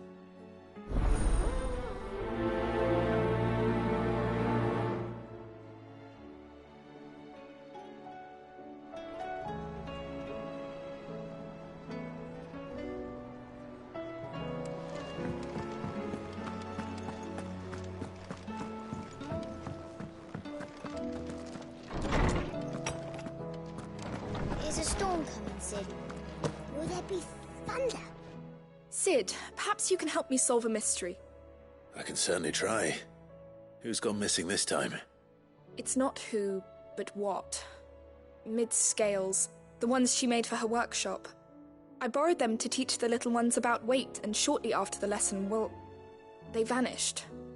My first thought was that they'd taken them off somewhere to play, but when I asked, they swore they had nothing to do with their having disappeared. Which almost certainly means they had everything to do with it.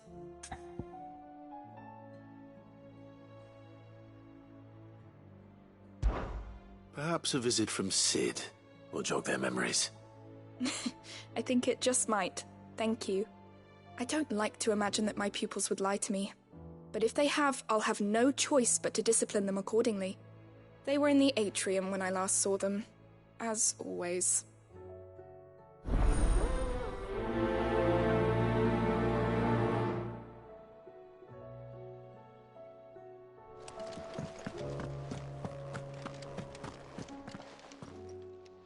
Lawsman Harpocrates, I've come to pick your brain if you don't mind. It's about the book you lent Ivan. Ah, Valisthea, A Culinary Pilgrimage, a classic. One of my favorites, in fact. The young man did a wonderful job with the Chance's stew. I do hope we shall be able to sample more such marvels in due course. That's actually why I'm here. I don't suppose you know where I might find skyworm livers and drake's mint. Ah, so the fabled Sandbrequois delicacy is next on the menu. Delightful. The descriptions of fried mortress never fail to make my mouth water. Now, skyworm is a somewhat antiquated name for the wyvern, their ground livers being the paste from which the mortress is made. Dragon livers. How very Sandbrequois. One would have thought the disciples of Bahamut would have a touch more reverence for their icon's brethren, but apparently not.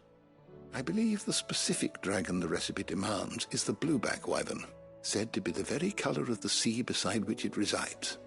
So we know where to look for our liver. But what about the drake's mint? Saint's bonnet in contemporary parlance, a herb which grows along the North Reach coast. I gather that one can locate the cheerful yellow flowers by their heady scent alone, so I'm sure you'll have no trouble finding them. I may add that people once believed game was best served with the flora that sustained it in life, in which regard fried mortress of skyworm is undoubtedly a typical dish of the time. Meaning that if I find one, I find the other. To Northreach, then. Best of luck, Clive.